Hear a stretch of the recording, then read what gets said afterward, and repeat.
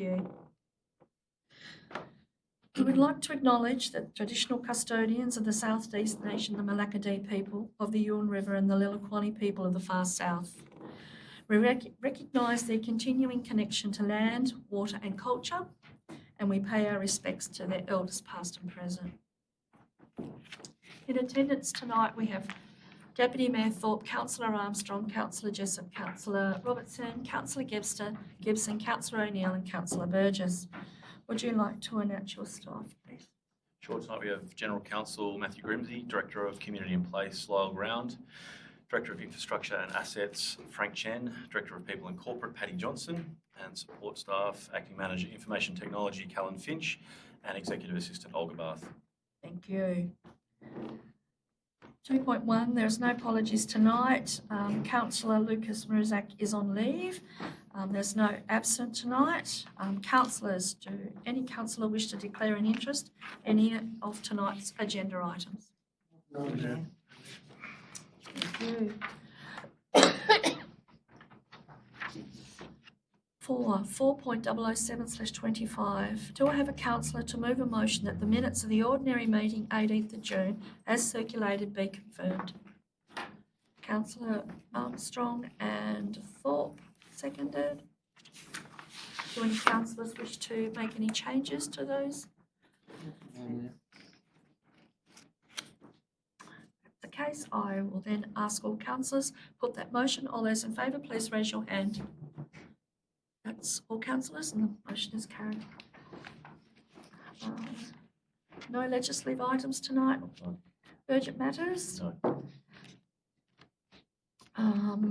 The only announcement I have is that we have Her Excellency, the Governor, visiting the Yuin Valley on Friday. She will be at Signet at the Burton's Reserve to meet the Scout movement and then the CWA, then over to CTEC, then to the Signet Town Hall for some morning tea provided by the CWA. Then we're up to the Trade Training Centre for a tour there and lunch being cooked by the students. And then we're down to Franklin to Yuin Regional Care, and then I'll back up to Scout Hall to talk about our Talk childcare. talk about childcare, and then here for a civic reception. So it's going to be a lovely full-on day. Okay, public participation, public question time. There were 2 questions taken on notice from the previous meeting from Caleb Elcock regarding consultants' cost used in the LPS process, and Noel Woodrow regarding Yuin Valley Council's operating of the Franklin campground. Responses are available on the website and will be included in the minutes. There was one question given on notice from Mark Gregory regarding road infrastructure upgrades on Frederick Street, Signet. That response is on our website and included in the minutes. There were several questions emailed in for tonight's meeting. One from Christine Farmer regarding Yuin Valley area rates and council staff salaries. Irene Swan regarding Yuin Valley Council's childcare centres. Simon Roberts regarding closure of Jos Road, Nichols Rivulet, and Liz Smith regarding staff costs for hall management. These responses are available on our website and included in the minutes. So now I'll welcome you to public question time. If you have a question as the chair, I will ask you to come forward to the lectern and identify yourself by name and area where you live. To make things fair and equitable, we have a limit of 2 questions per person, and we normally allocate about 15 minutes. All questions must be directed to me as the chair, and I will either answer the question, refer the question to the CEO, and every attempt will be made to provide an answer or be taken on notice. Debate on questions cannot be entered into, and the council cannot make decisions on issues that arise in public question time. Is there anyone that'd like to come forward to ask a question? Yes, if you'd like to come forward to the lectern. You, yes, thank you. I'm Jerry White from Craddock. Thank you, Matt. My question is with regard to agenda item 15.5, plans and strategies, because they represent many thousands of hours of work to produce by current and past staff, councillors, consultants and community members. Please could you, the first question, please could you clarify the terms revoke and archive regarding the 29 documents listed? Will they still be available on the HVC website for the public? Okay, thank you. Can I pass that through to? Through you, Mayor, the revoke is that they will not be your current strategies or plans which the council will be making decisions on.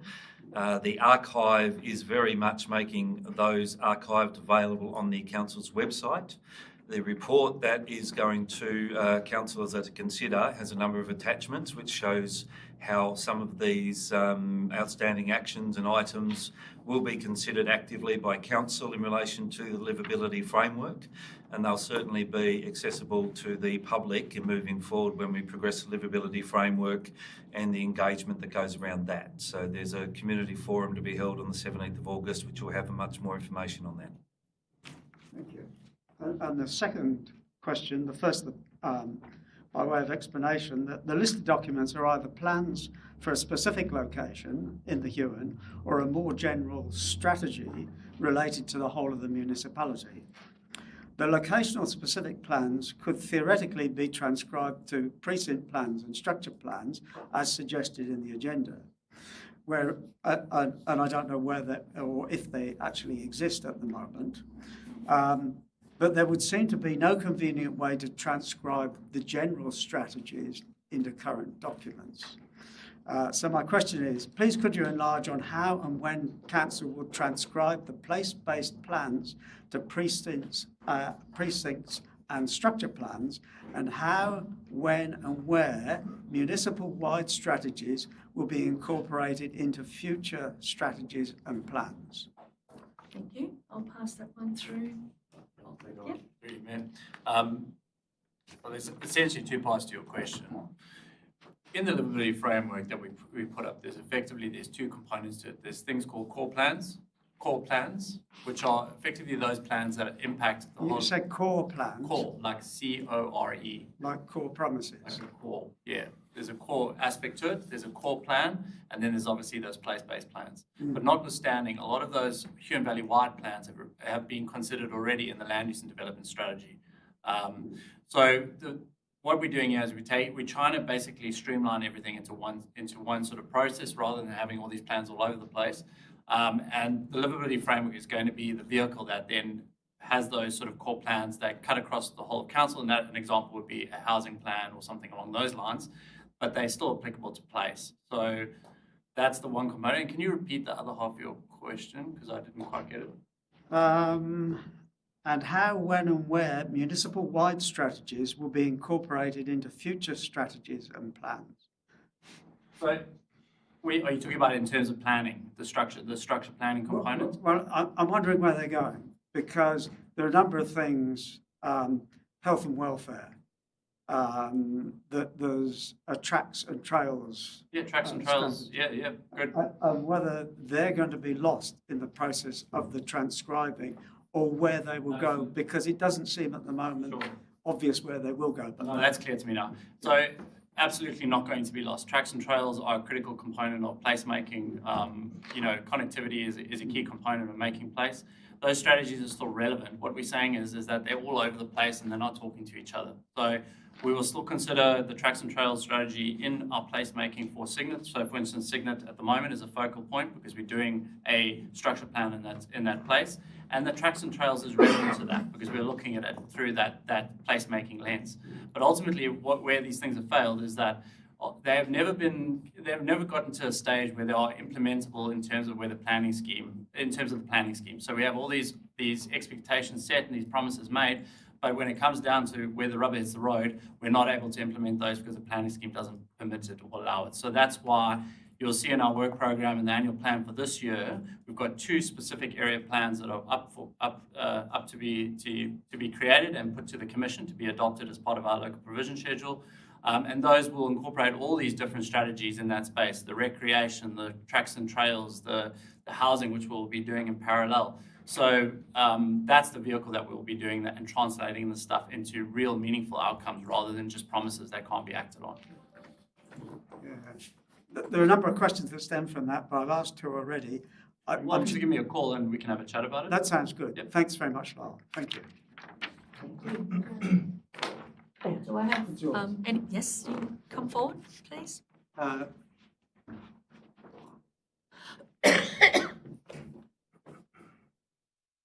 Michael Russell, Knights Road, Huonville. Good evening. My questions and comments relate to DA 337-2022, the Huon Link Road. In a representation to council prior to this approval, I made the following comments. And this is what I wrote. We refer you to the Tasmanian Speed Zone Guideline, which quotes the Australian Roads Guide to Road Safety Part 3, Speed Limits and Speed Management. Research indicates that a 10% kilometre-hour reduction can lead to a 25% reduction in deaths and serious injuries. On speed zoning principles, it advises that motorists can become confused by too many speed limit changes. A balance needs to be achieved between matching the limit within the road characteristics at specific locations and avoiding excessive chop and change. We believe that the proposed 5 speed zones in the Link Road will create confusion, especially the 80 kilometre zone north of the Sale Knights roundabout. Heading south, vehicles will only have approximately 1 kilometre of an 80 kilometre zone and then be required to slow to 60 for the roundabout. At the council meeting of 26th of April 2023, this application received a permit that included a number of conditions. Condition 17, road safety. A road safety audit must be undertaken for the development and concept design, detailed design and prior to formal opening of the road, and needs to include but not be limited to the following. A, suitable speed environments and minimising the number of changes. So what we now have are 5 speed limits in approximately 2.5 kilometres of road. As someone who can hear and see the traffic in the 80 kilometre zone, I can assure you that at most nights that speed limit is not adhered to by every driver. My question therefore is in a few parts to the council. Was this road safety audit received by council? Does council agree that 5 speed limits for this piece of road is too many? And if yes, will they help the community by approaching state growth as representatives to facilitate further investigation and discussion to bring about a realistic and safe speed limit for the Huon Link Road? As an individual, I feel quite hamstrung in having my voice heard with state growth, and I think we need the community to stand up. I think it's ridiculous. 5 speed limits in 2.5 kilometres. The evidence is there that creates danger with a number of tourists and locals who just are overwhelmed. That's so. Thank you very much. Can I pass that through to you, Director? So we, as you can imagine, Flood Road or Link Road is a state growth project and it's a state growth highway. And we haven't received the practical completion, or not the practical completion, the completion, post-completion report from state growth. So we're definitely gonna reach out and ask a copy of that to review it, and also to understand the rationale behind 5 speed zones. And we also hear what you said, and we can pass the feedback on to state growth. Thank you. Do I have anyone else in the gallery that ask a question? Hello again, Chris Wilson from Ablesvale. I asked a couple of questions last time, and I'll just concentrate briefly on one of them because as a result of reading the agenda today, I've got a couple of other, and not being able to contact the Cygnet town planning crew that were meant to be in Cygnet on Friday or Saturday. I just could not find them, so that's another question in itself. But basically, with regard to Flood Road, I expressed my concern at the fact that there was no shared pathway from just south of the Sale Street roundabout to the river. I would say that I think it's fantastic that we've got a shared pathway, and it's fantastic that we're at last recognising the importance of separate pedestrians and bicyclists from cars. And it's, as a health professional myself, it's really important to get people out and about, not just connectivity, but exercises. So having a loop, and I took the opportunity to walk the Skinner's track, and that's fantastic bit of work. I was gobsmacked. The artwork, it's really good, but to get to it is a little difficult. And then this, you know, the pathway stops at the bridge there, and then you have to sort of double back, and then you access that wonderland it is really, and that we should celebrate that. But surely having a loop that goes along the Esplanade, and I acknowledge that's a big job and a separate thing altogether, but at least having provided a shared pathway to the river would have been a huge asset and a much lesser cost than having to do that now. Once all the building is done on the roadways, all the crew have gone and all of those things. To redo that now would be a huge impost. And then the thing that offended me about that, I guess, was it was suggested that I approached Main Roads to try and address that situation. We looked to council to represent us ratepayers in these very complicated negotiations of design, cost, engineering, all those things. It's difficult enough to look at it afterwards, but it's a huge job, and I acknowledge the work that's done. But surely there's an opportunity, and given that just after the meeting last time, there was a statistic came out from road safety that we're at a 15-year high with road deaths.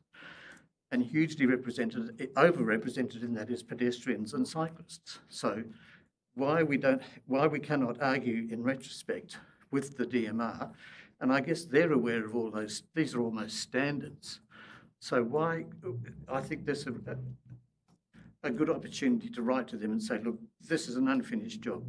I know there's other plans in place and that may be in line. As I said last time, I'm not aware of everything that's going on in this complex business, but I'd ask for collaboration. I'm happy to write a letter, but I think there would be much more weight and authority if you wrote a letter and requested those sorts of, some sort of amendment. The second one was about the Horse Committee, and I'll leave that as I had said. Just basically, no, I won't concentrate on that now because the other question is from what happened. In the agenda today, as Jerry noted, there's all those reports, and I'm ignorant of most of them, but I imagine that's probably hundreds of thousands of dollars worth of investment over many years, and lots of work and lots of thought and community participation. So now I've lost my fucking mind.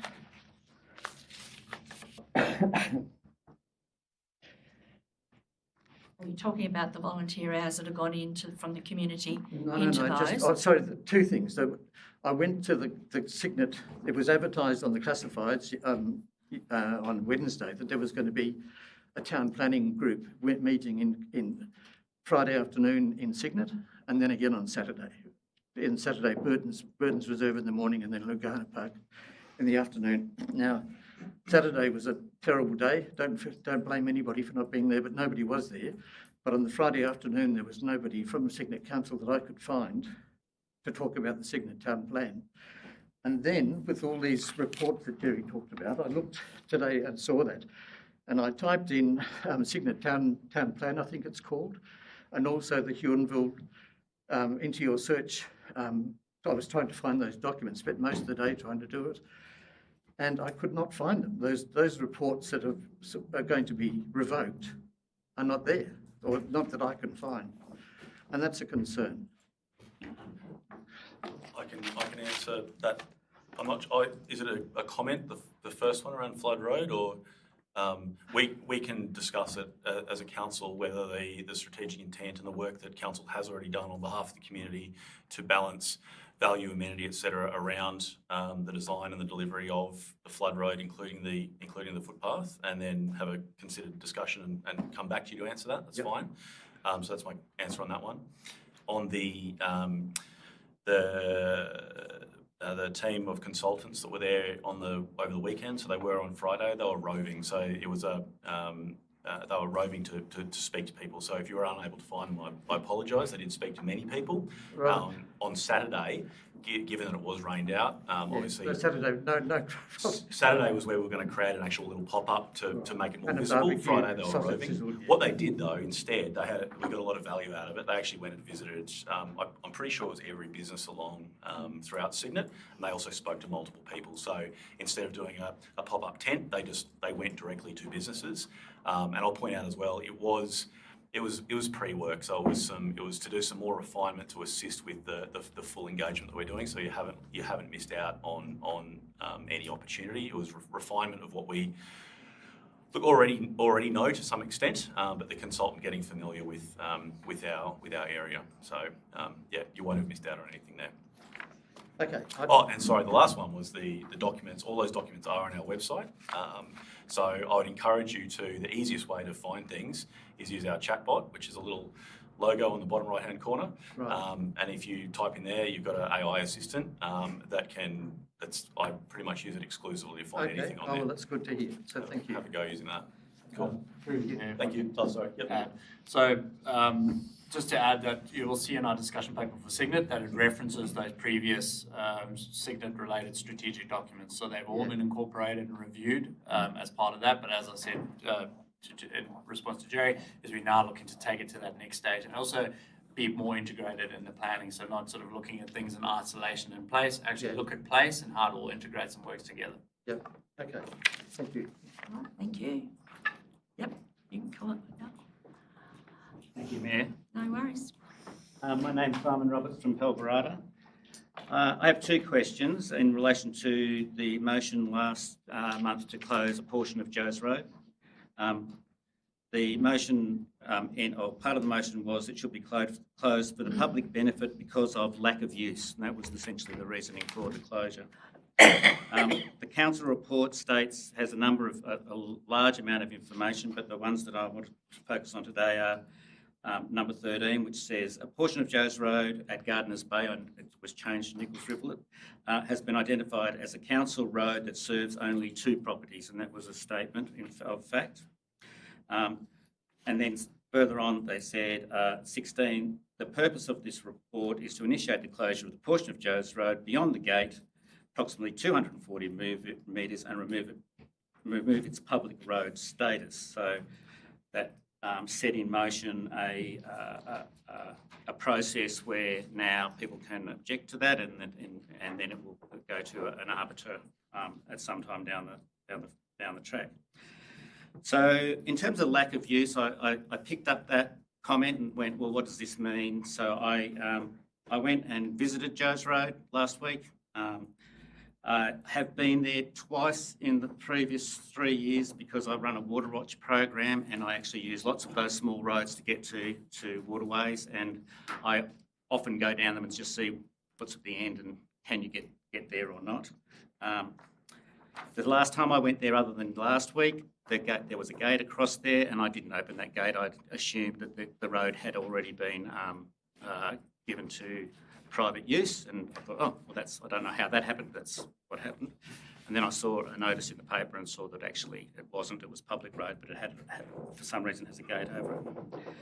So when I was at Joe's Road, I talked to a resident at the very top of the road, number 10, and then I also talked to the residents at number 26 or 29, which is where the portion of road is going to be closed. They noted that, and I just asked them about use of the road, what they sort of thought of the history of it, all those sorts of things. They noted that a number of people and organisations have used the road in the past. They talked about used TAS, trapping devils. They talked about the Scouts camp at the end. They talk about someone looking for eagles. I assume it was where we're wedgie, because I've done that before, and you do go and look for these little spots where you can sit by the road. Biosecurity inspections, and also the use of it by the owner who has the property at the very end of the road where it does a dog leg and goes into that property, and they have a hay shed at the end, and they still use that.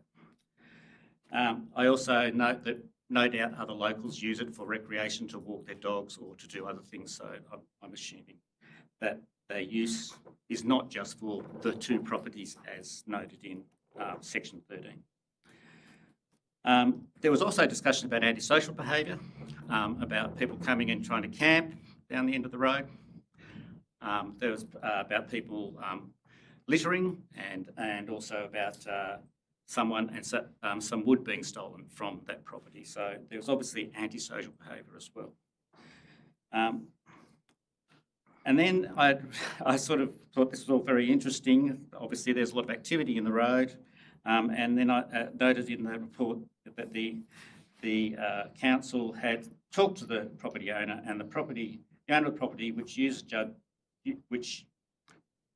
says the owner of the property through which Joe's Road traverses has placed a gate over the road, the one I saw, and the next 2-3 words were to restrict public access. So we've actually got a statement in there that's saying there is public access, it is occurring, and in fact it's being discouraged.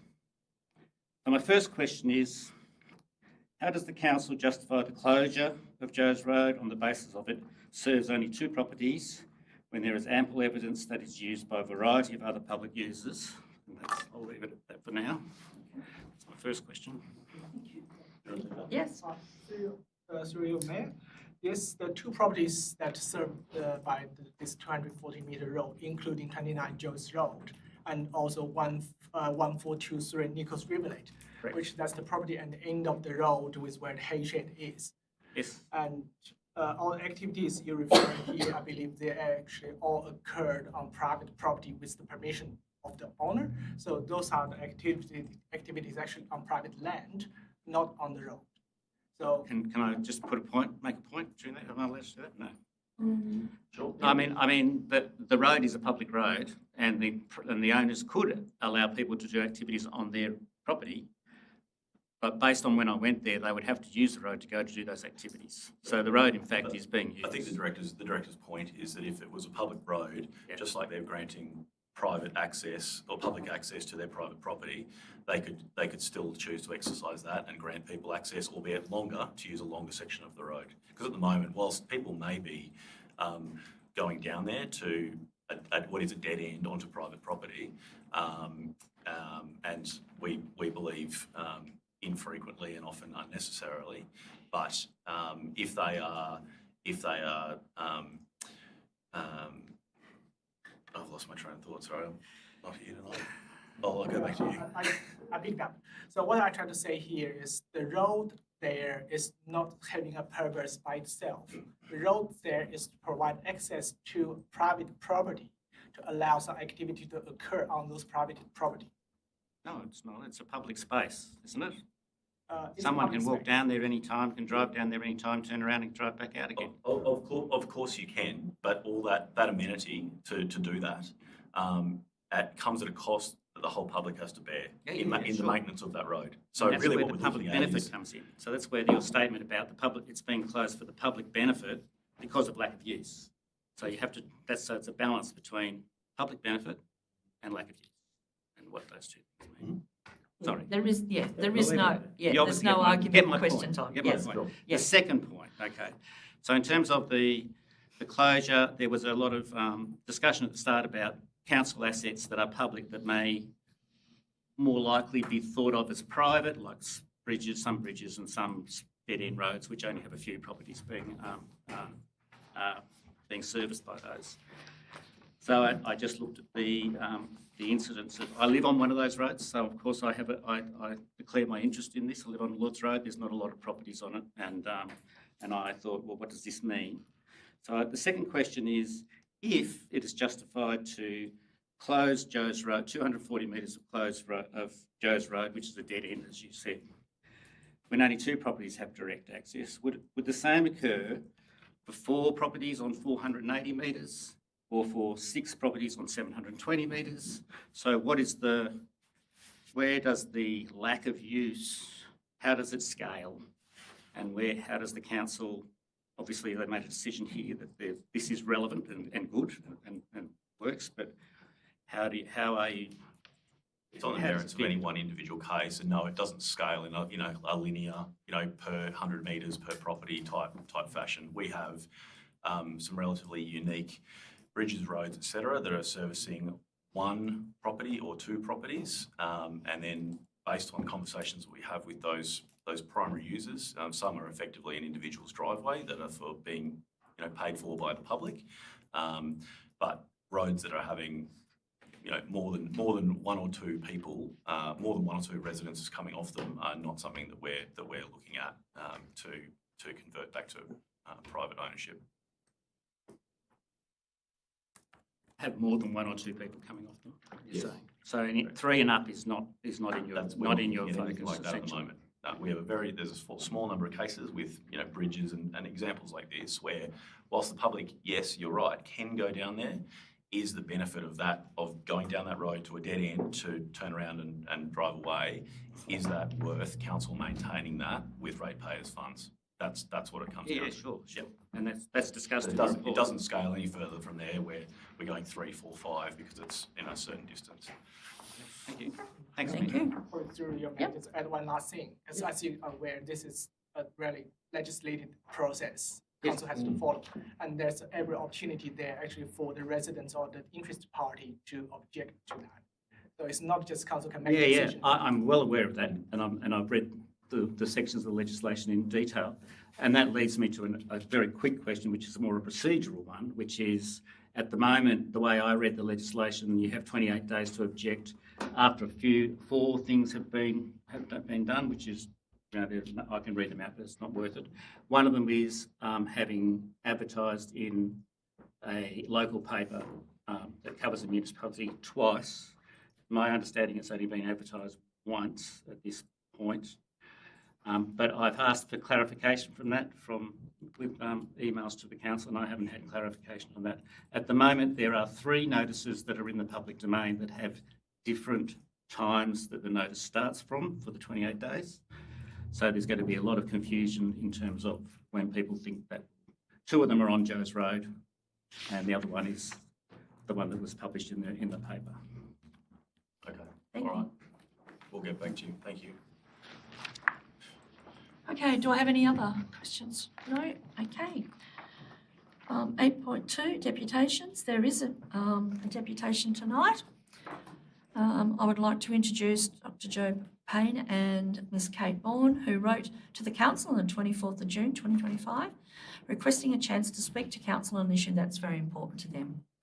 I need to remind you that you have up to 15 minutes to speak, and there will be no debate once you're finished, as councillors will have a chance to discuss at the agenda item 9.005/25. So would you like to come forward to the lectern? Thank you. I'd like to thank you for giving us the opportunity to come and present our petition and our thoughts underlying the issues raised of providing accommodation to attract a fuller time doctor to our medical clinic in Geeveston. Let me first introduce myself. My working title was Dr. Joanne Payne, MBBS, DIP-OBS, RCOG, DCH, MACLM. I worked for 41 years in general practice, during which I worked in several rural practices. They all provided accommodation for me. It wasn't fancy by any means, but totally adequate. And I would not have worked in these rural areas without accommodation being provided. In 2014, I retired and moved with my husband to our small farm in Geeveston. At present, our medical practice in Geeveston is largely understaffed and utilised, and we have a collection of doctors rotating through the practice, which certainly provides a medical service of 2 or maybe 3 days a week. However, this is far from an ideal service, as continuity of care is very difficult to achieve. People are complaining of 3 weeks to wait to see the same doctor or even 2 weeks to get an appointment. In regard to the background of the present situation, there is a national shortage of GPs in Australia now, and Tasmania has one of the lowest rates of GPs to head of population in Australia. The Royal Australian College of General Practitioners inform us that currently Tasmania has 102 GPs per 100,000 head of residents, or rather, 1 GP for every 1,000 people. For a GP to claim the full medical rebate, they must complete a further 3 years of study to become vocationally trained. This is on top of the 6 years they have already completed to gain their MBBS degree. This is why more graduates are now choosing to go into the specialties, such as dermatology or orthopedics or anaesthetics or paediatrics, which these specialties return a much greater income. You don't see many GPs driving around in the cars the specialists do.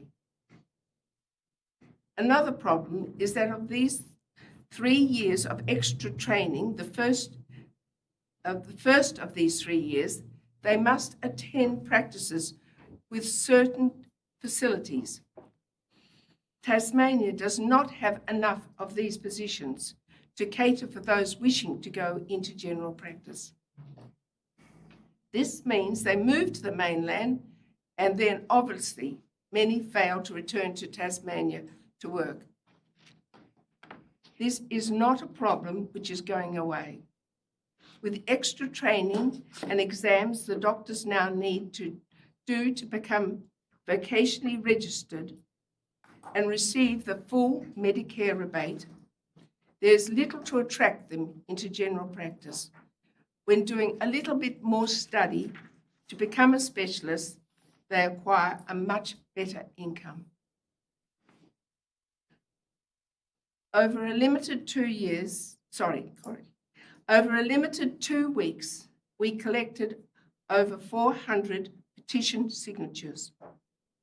This is without being allowed to place the petitions in both medical practices in Geeveston and Dover, and without having to sit down in an effort to catch the passing population. There is a genuine interest in the area to have a full-time GP in Geeveston. On finishing, let me say, we were soundly reprimanded for raising this petition by a councillor and an ex-councillor. Perhaps if the general public were made more aware of what the council were trying to achieve, we would not have upset these people so much. We notified the council by yourself, Mayor, when we started the petition, and perhaps that had been the time to contact us. We understand that there is no law against raising a petition by the general public. And we are sorry if we have upset certain councillors and ex-councillors, but if the council wants to control the petitions and how they are presented, they must notify the ratepayers. I'll now hand you over to my U3A partner, Kate Bourne. Thanks, Jo. Excuse me. Good evening, everyone. And again, thank you for letting us come and organise this response to our petition. As Jo said, we are a U3A group in Geeveston. We meet once a week. There are 15 of us and we're all over 70. So we know about health needs and especially health and the elderly. And we talk about this all the time. The lack of prompt medical appointments in Geeveston is life-threatening to the population, especially the elderly. Has the council researched, I've just got a few sort of questions in my notes here that I'd like to put before you. Has the council researched any increases in medical emergencies, premature mortality, or increase in risk behaviours as a result of not having a full-time GP? A wait of 3 weeks for an appointment, which is current, is very serious, especially as many elderly people will not call an ambulance because they think they don't deserve an ambulance, it's too onerous to call an ambulance, they're not sick enough to call an ambulance, and that has already happened to one of our members in U3A.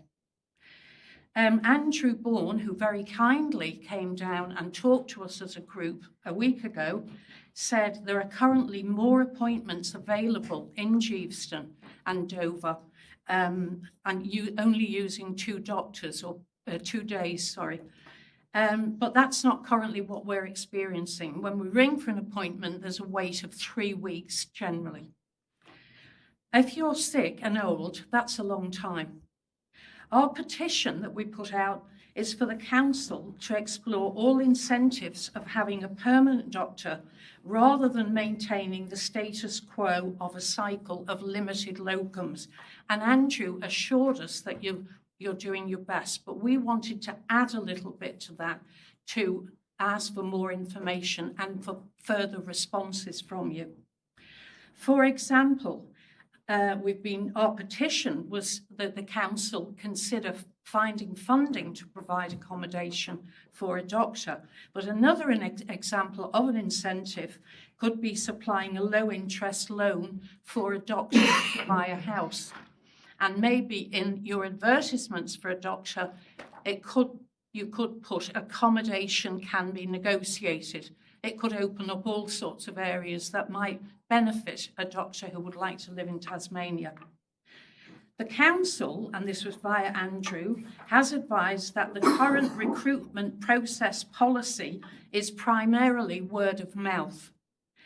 Given the obvious failure of this policy, we would ask that the council consider a broader range of recruitment methods.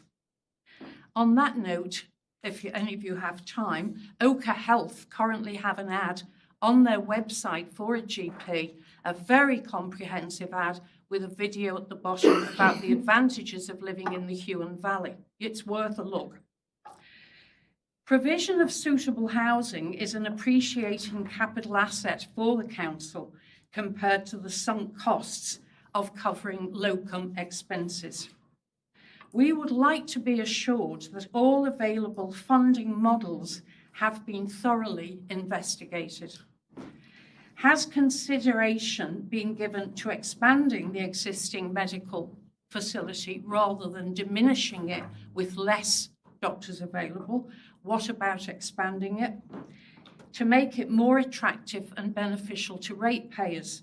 And this is very topical. For example, a specialist mental health unit.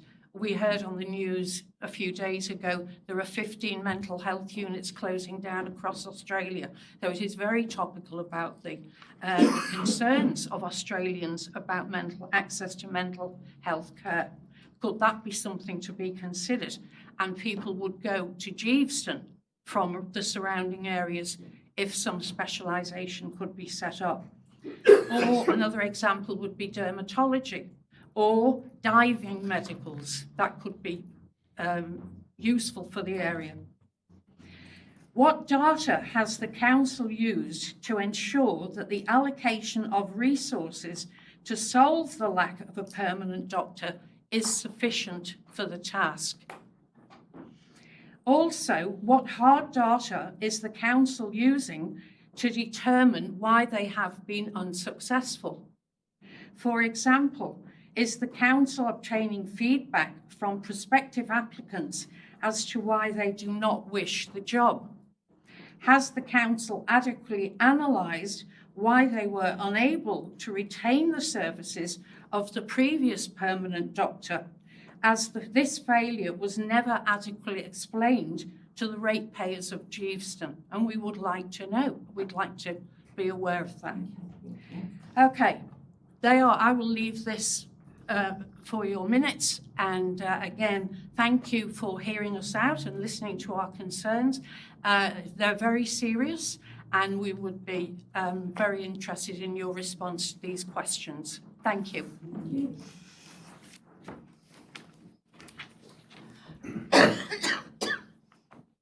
Excuse me. Okay. We're now on to report number 9.005/25, petition regarding Chieftains Doctor housing. I refer the councillors to the recommendation of this report. Do I have a councillor to move the motion? Councillor Gibson, a seconder. Councillor O'Neill. Do you wish to speak to this petition?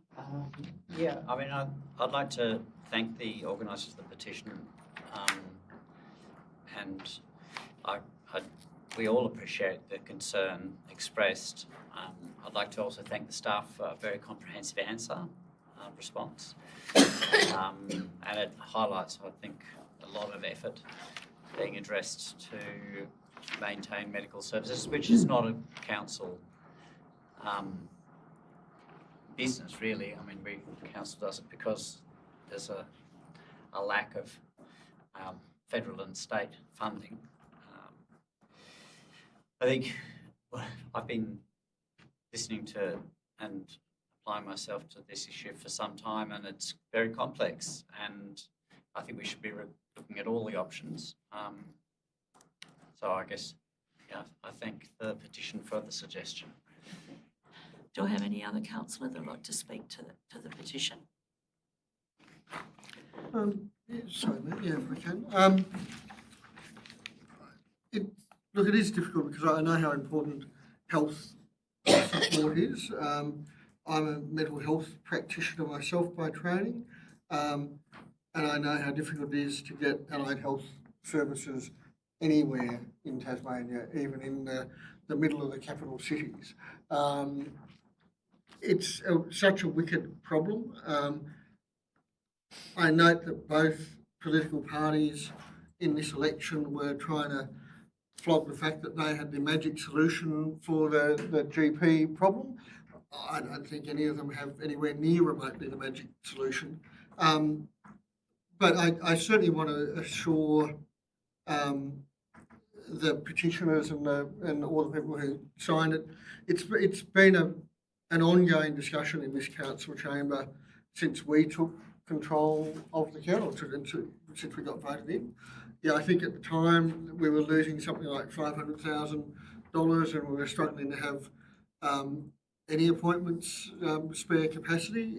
We do ask, and we are told that there is spare capacity. It might not be exactly when and where people want it, which is always the issue. But I think in the budget, the cost to ratepayers is under a couple of $100,000 a year, which is still significant for us. But that has been through the hard work of Lyle and now others who have taken over that role to get money out of the state government for work.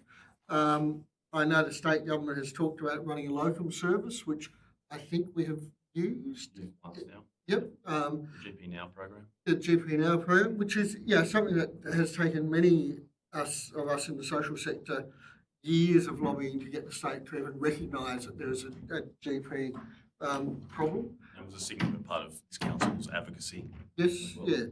So yeah, it is a trade-off between.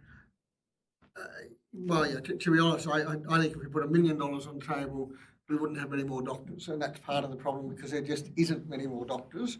And even the model that is meant to attract doctors in Tasmania are still trying to attract them to the hospitals and to the capitals and stuff. So we are at the back end of the process.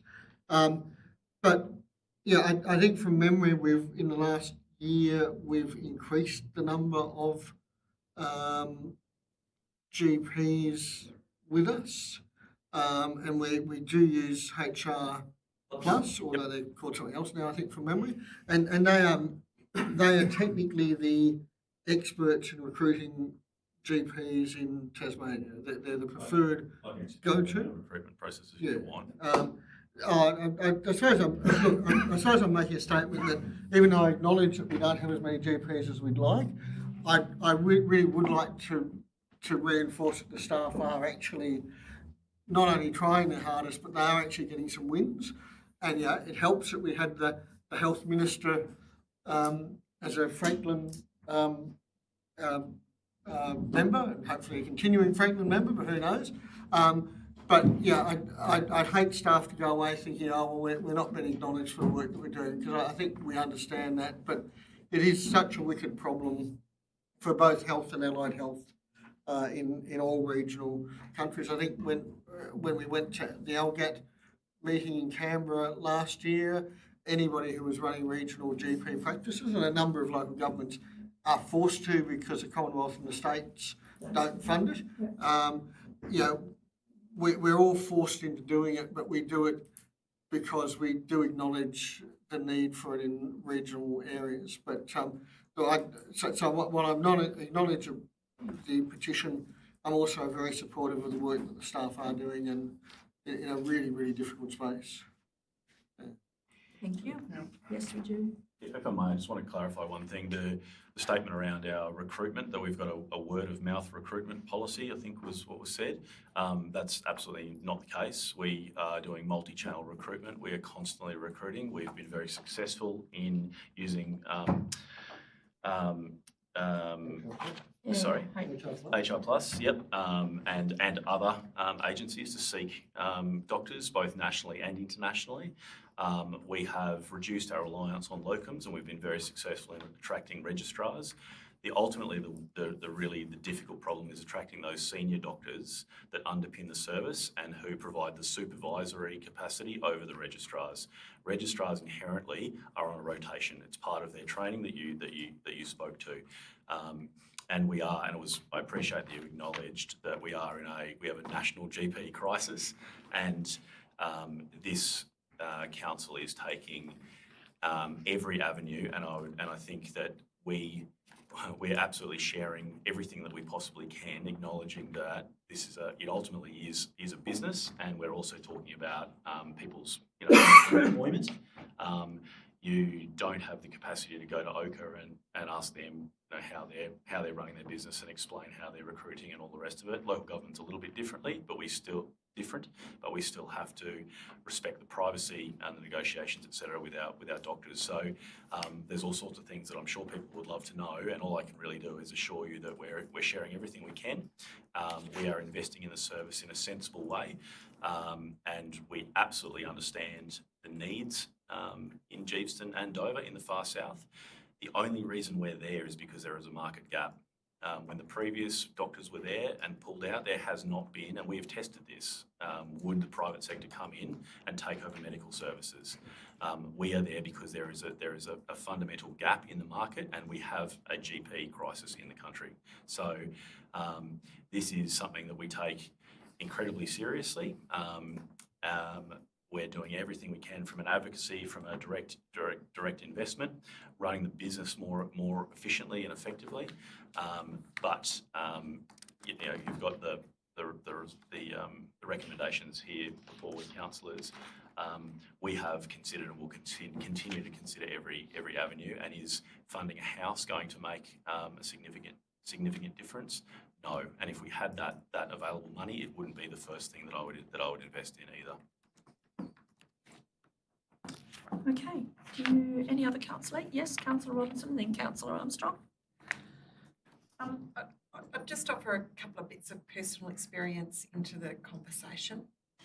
One is that I've worked in a rural sector where accommodation is occasionally provided to workers in regional or remote locations. And I experienced that in towns with a population of about 50 and 500, but not in larger towns where we're actually real estate agent presence and the ability to rent. And in that experience, that accommodation is designed and intended and used by the young mobile professionals who don't stay and commit to ongoing professional output in that role and that community. So in the conversation we're having about seeking ongoing and full-time GP presence, it doesn't help so much. And indeed, when I first, as a young single person, moved to Geeveston, I stayed at the Backpackers in Geeveston for my first week. Then that was when we had a Backpackers. And then I found a rental house. And that was the type of employment. Someone with a family is going to need the security of the home they desire that suits their circumstances, whether it's smaller or bigger, and they will seek that out. The second bit is that I totally get it. From being on the phone to Health Direct with a child in asthma attack the other weekend, and ringing Dover at 9 a.m. on Monday to find that there were no appointments, but I could be waitlisted, or the child could be waitlisted. However, when I rang, I don't know whether I struck the lottery, but when I rang, we've got to talk about the good news stories too, because when I rang Geeveston at 9 a.m. this morning, I got a child in at an 11:30 appointment. So it's not all doom and gloom. And some of it is incredibly successful. And I think I do see, I want to reassure the community that our council is working really hard and fairly successfully. They haven't shut the practice. We have a practice and we can do all sorts of wonderful stuff there. So, yeah, that's my 2 cents. Thank you. Councillor Armstrong? Thank you. Just to add to all the points that the other councillors have made along the way, I just want to say the shortage of GPs is extremely frustrating. Yesterday, I tried to get a prescription filled. I couldn't access one through anybody that would ring me back within 2 hours online. I couldn't get one through my doctor's surgery because my doctor wasn't there. The chemist wouldn't give me one because I didn't have a valid script. It was my fault. I'd let it run out. So in the end, I had to ring up several pharmacies to find out which one could offer me an emergency script. I could not actually get an appointment until 3 days later. By then, I'm going to be feeling very sick because I've run out of medication. So this was a problem. Geeveston was also my doctor's surgery. I can't access that anymore because the days don't suit my working days. I've had to go to Hobart to find a doctor because I can't get in anywhere down here. So it is a really diverse, problematic arrangement. My other thing is with the accommodation thing, even though theoretically it sounds like it could work and it would be a great idea, how do we become equal to all the doctors that come here? If we house one senior doctor in one practice and we get another senior doctor in the other practice, do we then have to have multiple residences for them to, reside in? And then on top of that, we also have to remember that these two medical centres are primarily funded by ratepayers. So when you go to the doctor, you're paying, but you're also paying anyway to keep these medical centres open, included in the rates. So we have had many challenging conversations about these medical centres, and I don't think any of us want to say that, we would be happy with the arrangement, because we're not. But it's just logistically so difficult to fill that void of not being able to open full time right now and still offer some service, because realistically we are scraping to keep medical services in the Huon. It's not something that would be traditionally a council role, but we've got it. And yes, it's not perfect, but it's where it is. And I think when we talk about housing and other incentives, it becomes difficult on how you offer that across the board to all doctors, not just one doctor. So, we've also got a couple of pools that councils don't normally have as well. So I'm honestly not sure how we solve this problem, but it is a conversation we continue to have. We do continue to work on it. We are diversifying from the role of having doctors in medical practices per se. We're looking at other things like, paramedic practitioners, like what Signet has. We're always having our finger in the pie when it comes to trying to get a better service. So, I don't want anyone to think we're not trying, because we are, and it's a headache. It really is a headache, but we do not want people's health to be affected. any more than it needs to be. Like, you're always on the best thought process for us to try and give you what we can give you. So it is a truly frustrating, difficult situation, but I appreciate the information and the deliverance to us. Thank you. Do I have any other councillors? Thank you. I mean, I've sat in on the meeting with Andrew Bourne, with you guys as well. And look, I'm a long-term resident. I would like doctor's surgery open every day too. But it's not through the lack of trying. There are certain things to do with people's employment contracts that we don't know about as councillors because it's not ours to have that information. There's confidential things that happen in employment that people in the community are never going to know because they are personal, confidential information that even councillors don't get to see. So I'm sorry if you feel like we don't tell you enough. There are some things that we can't tell you. One, we don't know, but they can't for other reasons.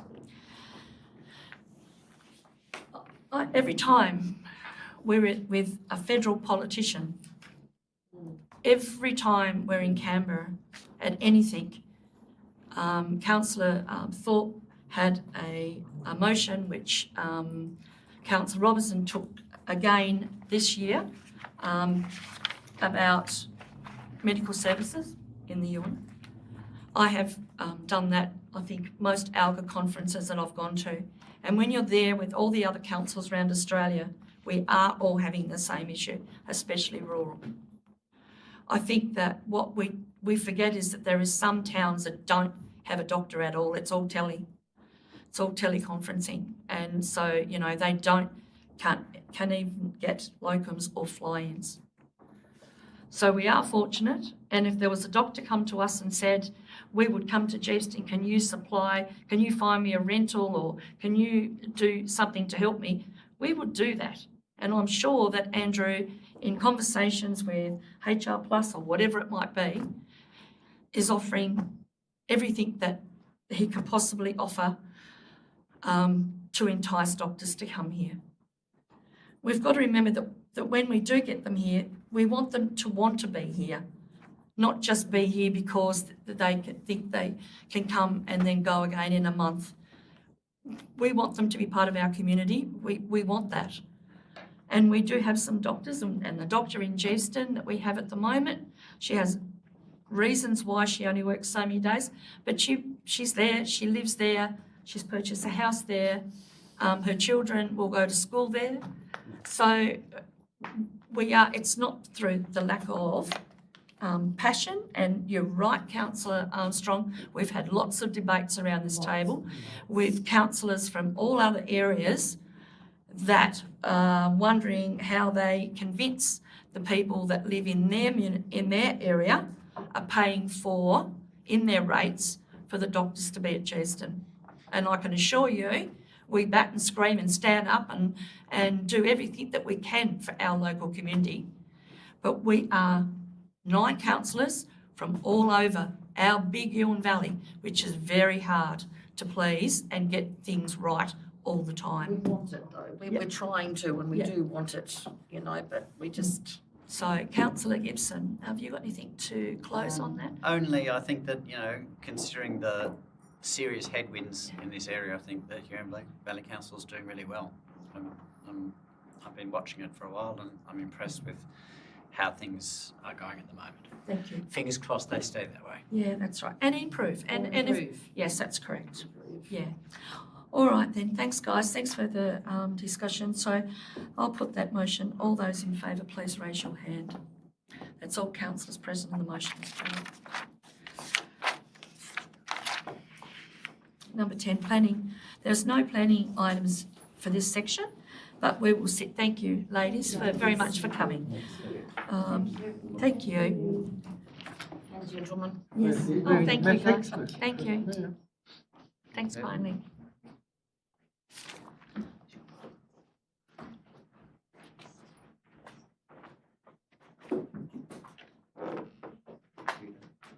Thanks, Chris. Thank you.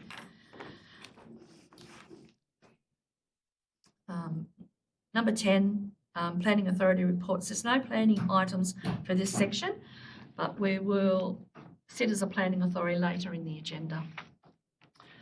So 11.007/25, do I have a councillor to move a motion that the general reports and minutes for the period 1 to 30 June 2025 be received and noted? Councillor Gibson, seconded. Councillor O'Neill. Do you wish to speak to anything from those reports? Yeah, I've got Yes. my usual little List. list of things that caught my eye. In the business enterprise unit, I was very pleased to hear about the upgrades to the lead chat systems for the former landfill sites. That's great. In the waste management, there was talk about these open top trailers, and I was wondering if somebody could explain how, because I thought the aim was to compact rubbish. How do you compact rubbish in an open top trailer, or am I missing something? You, instead of using a compactor, you literally use an excavator or a backhoe, so you get less compaction, but you're using a larger trailer vessel, so you get a very similar amount of rubbish in there, but with a far lower cost and without the dependency on a compactor, which is a really finicky bit of gear. And we are also, this is a direction that we work closely with Southern Waste Solutions, who are the operator of Copping, provide the transport services and do it for multiple regional councils. So there's a movement generally to this this solution, which gets us very similar transport weights with a far cheaper and less risky setup. Yeah, That's interesting. And the height of the bank is easily resolved, I take it? Yeah, it's literally some turning circle because it's a larger vessel trailer, and there's a whole bunch of other advantages to this. Where at the moment, anyone that's used Southbridge would know there's a pretty narrow chute that you put rubbish into, and then it gets pushed in by a loader. Doing this actually means that we can have a broader frontage where people back up and tip straight in, so less heavy vehicle movements in amongst people always makes me feel better about life. So there's a number of just safety and efficiency improvements that come through with this change. Great, thanks. In the social resilience area, is there any progress on developing a What's On system to facilitate social connection? That was just a question. It's been something that's been kicking around for a long time. We were trying to get it up when I was chair of the arts and culture. I think it's really valuable, and I just wondered if there's any movement on that. Through you, Mayor. Yes, there's a lot of work going on in that space. What we're looking to do is sort of related to the place-based sort of approach, is we're looking at using we've obviously got Social Pinpoint now on board, and we're looking at that through that Engage Huon Valley portal. We can have neighbourhood portals where we can have What's On and those sort of events and those social connections sort of easily searchable in those different neighbourhood portals, or where it cuts across all the neighbourhoods in the area. It cuts across all the portals, so you can find it anywhere. But that's the mechanism we're busy looking at the moment. We're working with our colleagues in corporates and IT around how that will be structured, but that's the intent at the moment. So if anyone is going to Signet or moving to Signet or just visiting Signet, they'll be able to search Signet. What are they looking for? They're looking for a yoga class, etc., and then it'll show what service providers. Or they're looking for support in the mental health space, it'll show them service providers. So that's what we're looking for, is something like that. That's placement. And will people be able to put events up as they come? Yeah, that's the. Paddy, do you want to tackle the events component? No, I can't really add much more in the sort of the events. Yeah, we're looking at it. Yeah. So it's an IT solution to do it. The tricky part is the capture and maintenance of that data, and how you can facilitate that in a way that it keeps it a huge amount of officer time. Yeah, so it's all that maintenance piece. So the actual creating an events page on a website is straightforward. It's the maintenance of that data. So that's what we're really working through at the moment. Yeah. Okay. So but it's in train. All the value is there. We want to do it, and it will happen. But it's just taking a bit of, with everything else that's going on as well. It's it's taking It hasn't a got bit to of the time. top of the pile yet. Well, look, we had things, little things like the hall review that But it ties into the halls too. it fundamentally does. That's right. But that's that was a priority piece, and we've got a limited number of officers, and the officers that are looking at this event stuff are the same ones that are dealing with the assisting me on the hall stuff. So. And I appreciate all the work that's Yeah. being done on the halls. Yeah, and we learned a lot in it that will help us Yeah. the events. Yep. Under emergency management, I was wondering if councillors could be briefed on the Seasons Bushfire Ready Neighbourhood program at some stage, fairly soon, just because it's an area of concern for me. I'd really like to be reassured that everything's being done that can be for preparedness for bushfire. No problem. Under building and plumbing, I thought that the assisting property owners with outstanding completions was really good, and I want to thank the staff for that. I think the kindness is really appreciated.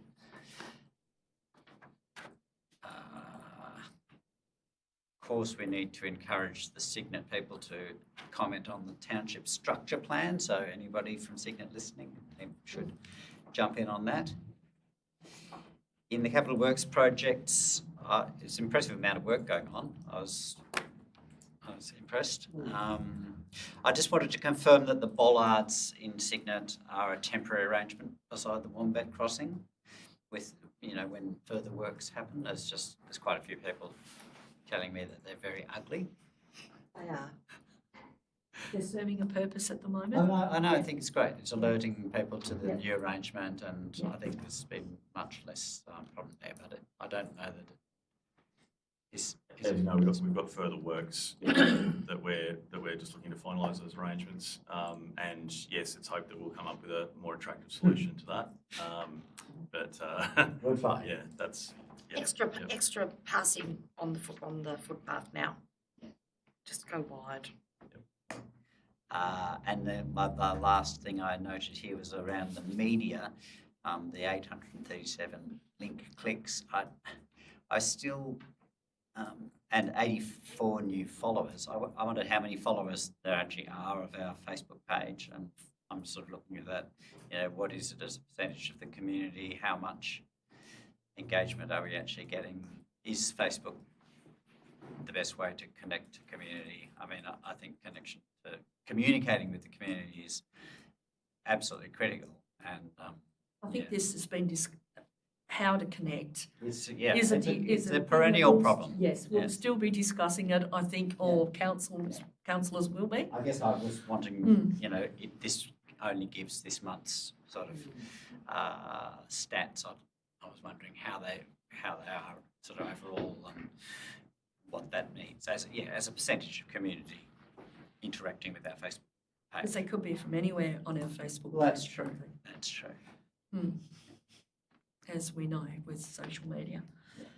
I think people look at it too and then take that information away and chat about it amongst themselves. Yes. Word of mouth. I hear a Word lot of mouth of that. Kieran is almost better than Facebook. Yeah, absolutely. Like I'll go to somebody's home and they'll go, oh, I saw on the Facebook page, but they don't actually like or anything else, but they've seen it. Yeah. So I think there's value in that. But, how much? I judge that, yeah. No, That's right. But that's all right because I fill them in. So, thank you. Reports. Thank you for that, Councillor Gibson. Do I have anyone else that has any comments or remarks on the reports? I was just a little disappointed with the taking of the head of the statue in Cheston. That was a bit disappointing, but It's unfair. he would have come out of retirement, I gather, Mr.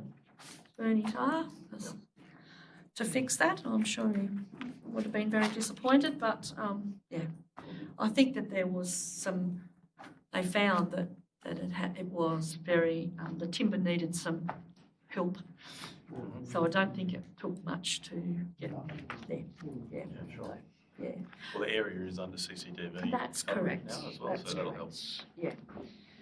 Yeah. The other thing I wanted to just make a note as well was that the that the contractor that does our cemeteries has done another fabulous job with blackberries and all the rest of it, in keeping those tidy.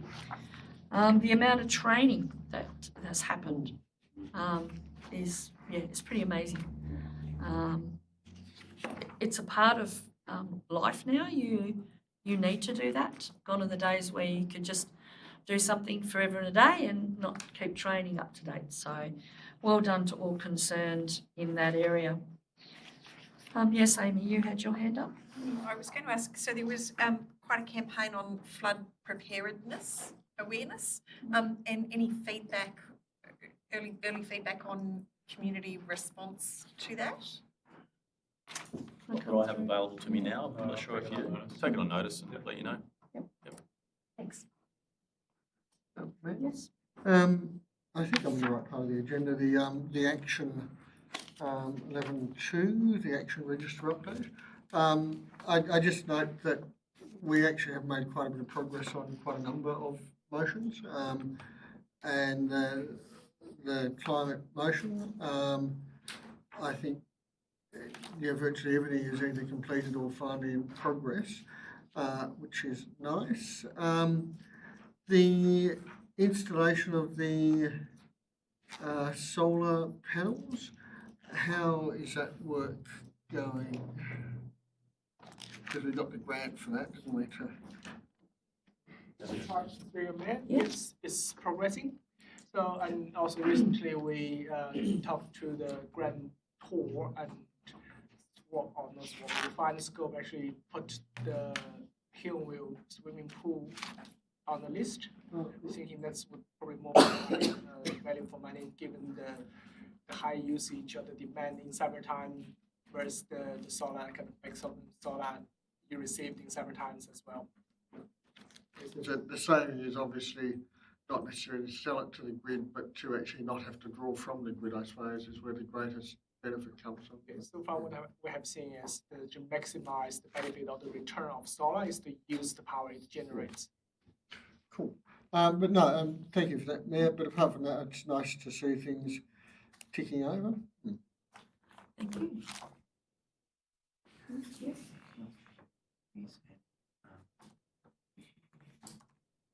Yep. Are in that as well. Did you, yes, so do I have any councillors to put through their activities? Yes, ma'am. And would you wish to speak to yours, Councillor Robertson? If anyone else wants to go first, I'll just bring that up. Does anyone else like to? No, I don't think so. So I went to ALGA, the Australian Local Government Association, National General Assembly in Canberra on the 24th to 27th of June. So Australia's local councils work together through ALGA and meet formally at National General Assembly each year. Representing the council, it commenced with a regional forum day, then 2 days of National General Assembly and a final morning of ministerial engagement forums. I moved our Huon Valley motion for better recognition in funding for the Broadways to deliver health services by a range of practitioners, and it was successful, passed unopposed. An interesting observation was how rural and regional local government organisations like ours, the councils, the shires, actually outnumber urban or city councils in the number of votes within that forum. And I got to see and be part of a really important demonstration of the importance of respect for Aboriginal cultural issues too. I've attached the communique from the event and the report on the listening sessions, and I'll leave the business papers book in the Mayor's office. I annotated the outcome on most motions. Some were very close. And the biggest issue that I came away wishing to advocate for is how we as a society will adequately care for and accommodate our increasingly elderly population. There's widespread concern and interest in this area. It's not core to council's duty, but it is central to having a functional and caring community. So maybe Huon Valley will take a motion to next Alga on that kind of issue. I mean, we are fortunate here that we have Huon Regional Care, and I know our business enterprise, Andrew, works closely with David Brennan, CEO at Huon Regional Care, along with our CEO. It's a medical services and aged care go hand in hand as far as what can we do to help one another. So the conversations and the openness is there. Yeah. So we are very fortunate in our area to have them and have 2 facilities, which is good. So thank you, Amy, for attending that, and your comprehensive reports back is great. So thank you. No one else wants to speak to their activities? No, thank you. No? Okay. Thank you. Okay, so Councillor Gibson, do you wish to? No, thanks, Mayor. Thanks for the reports. That's all. Okay, thank you. Well, I'll put that motion. All those in favour, please raise your hand. That's all, councillors, and the motion is carried. Thank you. I think we'll take the workshops as read. Thank you for that. 13.1, there was one councillor question taken on notice from May councillor meeting from Councillor Robertson regarding the status of economic development within council, and the response will be included in the minutes. 13.2, questions given on notice. There was no questions given on notice. 13.3, councillors, are there any questions for tonight's meeting without notice? Yes, Councillor Armstrong. Thank you, Mayor. I'm not even sure that it's a question for council, but I was talking to some people that live at Gardeners Creek, and I'm not actually over this issue. Gardeners Bay or Garden Island Creek? Garden Island Creek. Garden Island Creek. Did I say Gardeners Creek? Sorry. Oh, cryptic. Yeah. In the middle. There's a problem with access to the beach. Is there a problem with access to the beach? Is there a problem with the beach? This is an issue we're well aware of. It's an ongoing issue of coastal erosion, dramatic coastal I did sort of think that. So they had a discussion with me, and I'm just not down that way very often, to be honest. So I haven't actually, I'm not all about it. But is there some sort of update? Like, are we fighting with people to sort of? We're working closely to inform that affected community, and they have pretty regular contact with our officers. And I'll probably throw to Lyle if have some more detail for me. I'll just point you to our highlights under climate and coastal resilience. You see there's one action there, but it's part of a very broader project that's focused on Garden Island Creek. So we're looking at nature-based solutions in that space. We had a number of engagements with the community group down there to understand, and we've also looked at some of the modelling and stuff that they facilitated. So yes, working very closely with them. Oh, good. Beach access is one of the issues, but it's a sort of a or an outcome because of that significant beach erosion that's occurring. Yep. So thank you, Lyle. So similarly, I noticed that there's a big hole in the wall on the walkway down Leamington Road. Have you seen that as well? Oh. there's a bit that's washed away. And the walkway was closed. Was that due to that washing? High tides. Yeah, okay, high Correct. tides. Yep. So that's again, coastal erosion. erosion. So that's not causing any major problems though?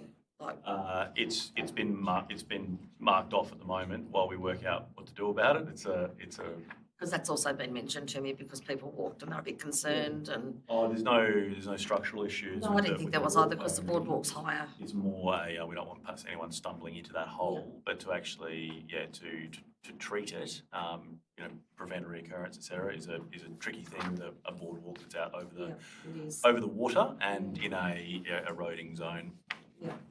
That was all. Thank you. Just so I can take that feedback back to all of them. Lovely. Thank you. Thank you. Yes, Just, Councillor O'Neill. On that subject, Garden Island Beach.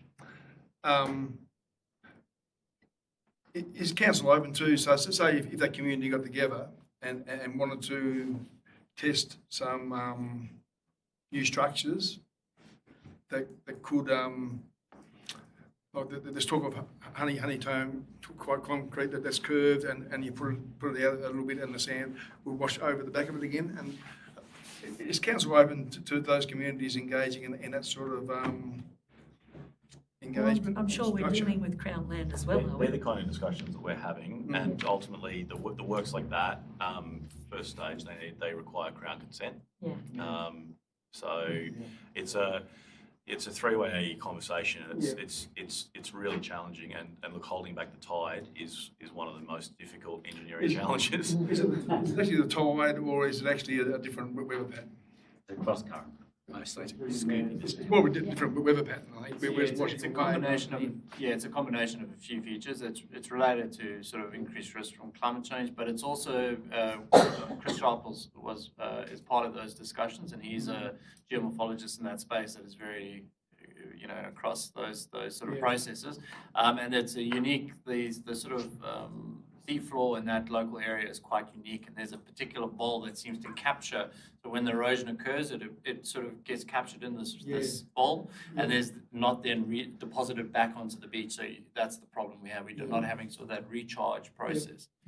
Yeah. So but certainly we're looking at all those sorts of things. But one needs to be mindful that if it's designed incorrectly, there can sometimes be more of a hindrance than a benefit. There's risk involved. Push it to another area or further down. Do I have any other? Yes, Councillor Burgess? Yes, thanks, Mayor. Just a conversation I had this afternoon with a gentleman that lives on School Road. And I live on School Road on the northern end of it, and I'm just in the process of putting my stormwater, taking it out of the sewerage system and putting it into the gutter. I'm just waiting for my contractor to show up to do the footpath. The fellow I was talking to today, he lives in the southern end of School Road, and there's a very hollow bit there where they're 2, maybe 3 houses below that are actually below the footpath. And I think Taswater must have been there recently, and they were saying it's all his responsibility to get everything done.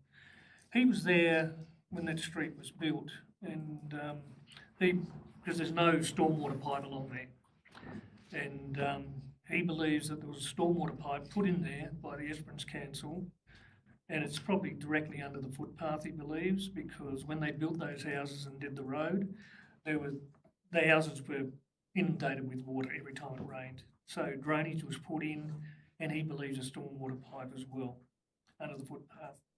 So I'm just wondering if we got any responsibility at all as a council to put in stormwater. We're expecting everybody, and it was probably in the past that was too hard for council. The Esperance municipality probably said, well, just bunger in the sewage, should be right. And here we are later on, and the ratepayers are expected to carry the cost to fix something which was caused by a local council. Do we feel like we've got a responsibility to those ratepayers to do something about that? I'd say no, because that would be the case in a lot of areas, Andrew, on old infrastructure that possibly wasn't up to scratch. I'm sure there is ways to know whether there is a pipe under that through using the service locators that we have today, and the technology that they have is now greater than what they've ever had before.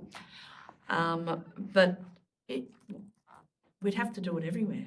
Well, we just have to look at this particular circumstance on this particular one, and we can come back to you. Yeah. I'd find out if the gentleman you're talking to is willing to share his information. Yeah, sure. We'd be happy to just make sure he's willing. We can reach out to him. He said he's quite happy to pay for it as long as we can get connected to the pipe. Yeah, that he believes is there. Yeah, sure. Yeah. Sure. Yeah. Yep. There's definitely no pipe up my end of the street, but there's not a problem because all the houses are basically above the footpath. It's just in his section, unfortunately. Yep. Okay. Yeah. Well, if he's happy to share the information, we can reach out to him and deal with that particular case. Can't see it in Trove, can you, when they're building it? Sorry? You can't see it when they're on the Trove videos that are out there where they when they built that is pretty amazing. Yeah. When it was built for APM. Yeah. So yeah, they built that area there. Yes. Anything else, Councillor Burgess? No, that's all, thank you. Thank you. Yes? Couple of questions, and grateful for your response on the economic development one. To the roads questions raised by Simon Roberts tonight, on those user roads, does council have a maintenance responsibility? So that's the ones that aren't on established road reserves. I think I'm using the right terms, am I? If it's a public road, we've got a maintenance responsibility for it, no matter what reserve or otherwise it's sitting on. Yep. Even when it runs We through have a private maintenance responsibility for Joe's Road and many other single property service roads and bridges. Yep. And then second question, the system council uses for that, and if we've got more questions emerging on those issues, whether we could get a briefing in council workshop on that to understand the management framework, I guess, that's used for that and the decision making, and whether there are other issues we should be exploring on that. It's actually one of the topics that where I believe it's on the agenda, right, for the workshop in the infrastructure special agenda in October, November, whenever it's planned for. So that's one of the, we just did one on planning. Yep. And now we've had governance. We've got another one that's focused entirely on infrastructure. That's one of the subject areas. Excellent. Thank you. And obviously, if there's any other questions along the way, just ask. Yep. And the other question I've got, please stop me if you need to, but compliance reporting. Are we able to see that, say, on a quarterly basis in open council reports?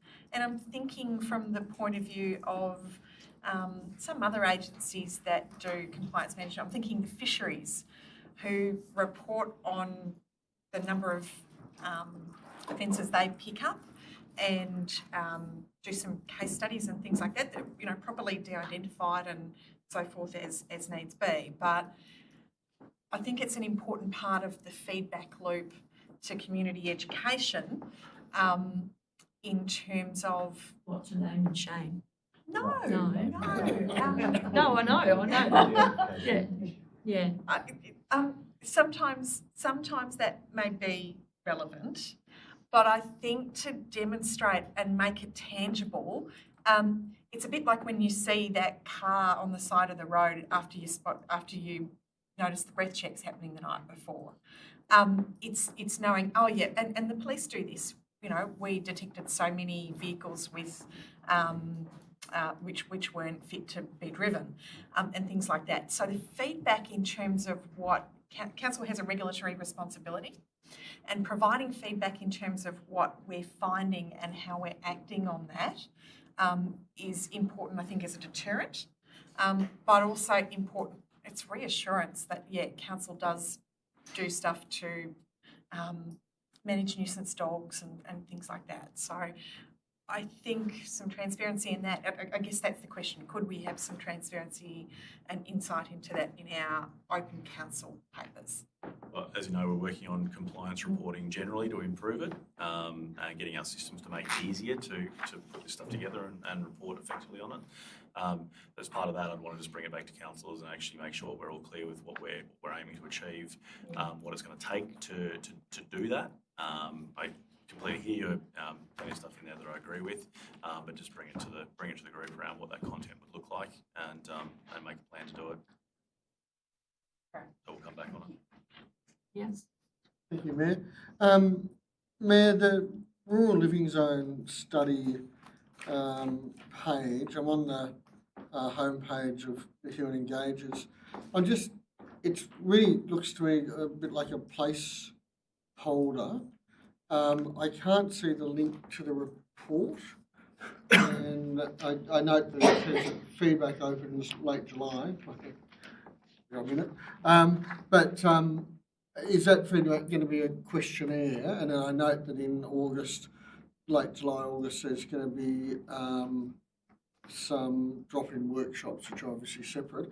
But I'm just wondering if the report that we saw is going to be up here, and is there a survey coming that we can direct people to? Because I've had quite a few people ask me how they can engage with it. Go through to. Through you, Mayor. So you may have seen, I only sent it today, so I've sent you a slightly updated version of the matrix and the report for rural living densification. That's for councillors just to, because obviously we had a workshop on it, taking your feedback. We engaged the Tasmanian Planning Commission. We received some great feedback from them. And obviously some other technical, we ran some sort of mock modelling just to see how it worked and sort of tweaked it. So that's for you as councillors, just to have a look at it and make comment. We're aiming for next week Wednesday to have it, you correct it as a placeholder, and we're aiming for next week Wednesday to have those documents live. I'll take on notice the survey component. We've got a number of surveys all around. I actually reviewed one today. I just want to make sure what the specifics of that is in terms of release.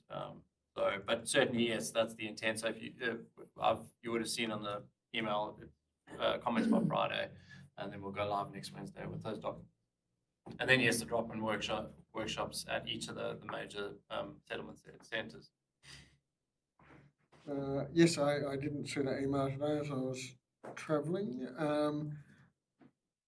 But rural identification, yep. So when do you want us to reply by this Friday? I appreciate it's a short turnaround, but like I said, it's just incorporating those. You've already seen the model in its entirety. It's just incorporating tweaks from Commission primarily. Generally, the feedback from the Commission you said was positive. Were they happy with the idea that we're doing? They were very supportive. More were actually in the detail, which was great. So just saying, have a look at this, and have you considered that in terms of some of the, really in the matrix components, so looking at sort of how they would approach in terms of considering some of those opportunities and the constraints. Which is great, because obviously the intent of the model is for people to use it to develop that position that they can then take to the Commission. So fantastic that we've got the Commission guiding us on how they would interpret or how they would be looking at things in that space. Excellent. Thank you. Thank you. Thanks, Mayor. Do I have any others? Okay, thank you. We have no notice of motions tonight, and we'll move on to report number 15.025/25, review of delegate. No? Yes, okay, all right, so go back to advising that we are now acting as a planning authority. That'll do? As at? Oh, I apologise. 7:37. Thank you. Sorry, mind was elsewhere. Music now. Yeah. I refer the councillors to the recommendation of this report. Do I councillor to move the motion, please? Councillor Gibson, seconder. Councillor Thorpe. Councillor Gibson. Well, I mean, I think this all makes sense. We've been around this issue many times, and it was interesting reading the lengthy. This is just the delegations of its own. Yes, just the delegate, yeah.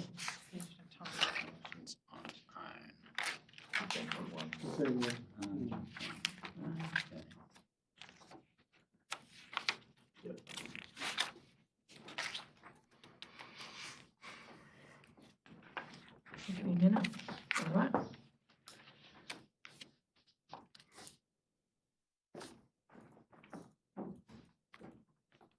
That's the same one, isn't it? Attachments. Reports.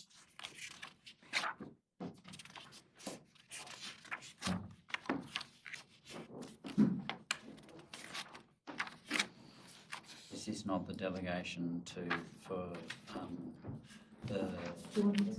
Through you, Mayor, we have two items on tonight relating to Planning Authority delegations. One is just a general review of the Planning Authority delegations, which takes into account what was discussed at the previous workshop in relation to extension of times for permits and extension of times, as well as providing for a position change effectively of an operational manager planning included in those delegations. It's that one. Well, I have no real comment on that one. Are the, You right? Yep. are the changes, actually, I had tried to have a look at that one, are the changes highlighted? I couldn't see any edit marks or anything, so I must admit, I'm a bit like Councillor Gibson, I wasn't sure what I was looking for that had changed. Through you, Mayor, operational manager planning has been inserted. Right. And section 57(6)A has been added. Could we maybe ask that, for future reference, that we highlight that or something, just with a yellow highlight, so we can find what's changed? Because, believe it or not, I'm not fully across these in the minute detail as Mr. Grimsey is. Okay, thank you for that. Do I have any other? Right. Do you have any other comment? No, thanks, Mayor. Okay. Well, I'll put that motion. All those in favour, please raise your hand. That's all, councillors, and the motion is carried.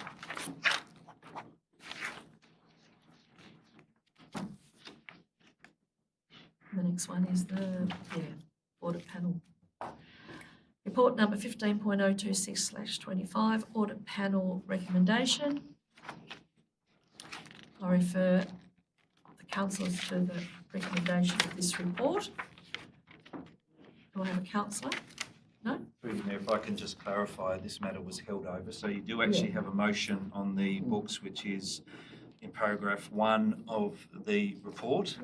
As a consequence of further discussions, the legal advice, we have just provided an amended recommendation.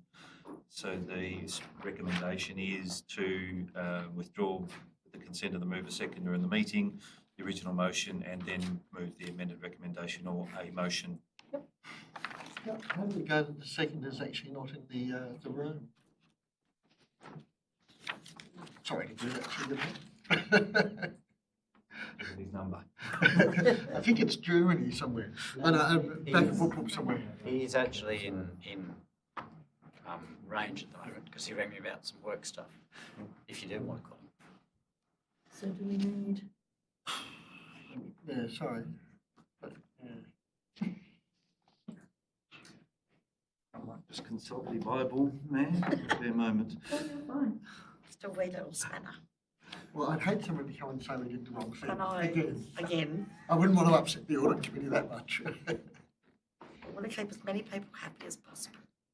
Yeah, that's fine, the audit. Yeah.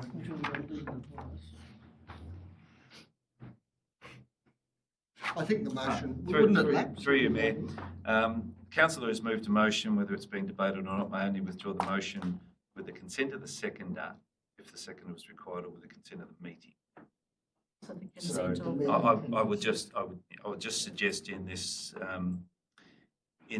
purpose, because the seconder was required, you would just simply put that motion voted down and move a new one. Yeah, okay. Do it in 2 parts. Okay.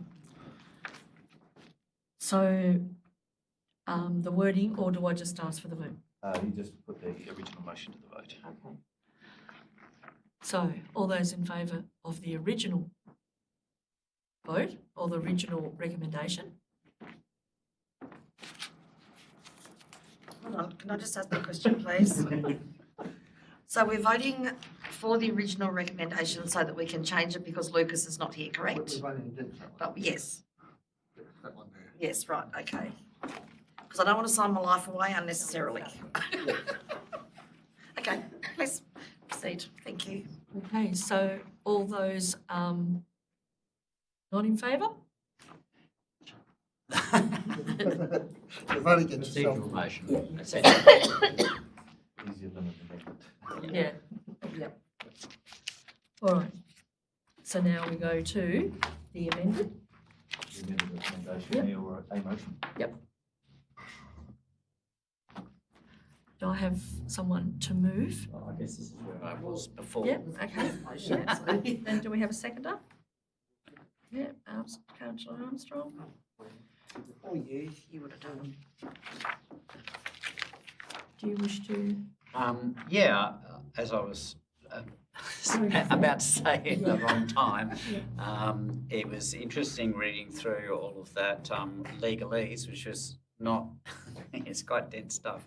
But it was, what I found interesting was the structure of the whole planning scheme and how logical it all was, and it all sort of everything fell into place. And as I had suspected originally, that this is a necessary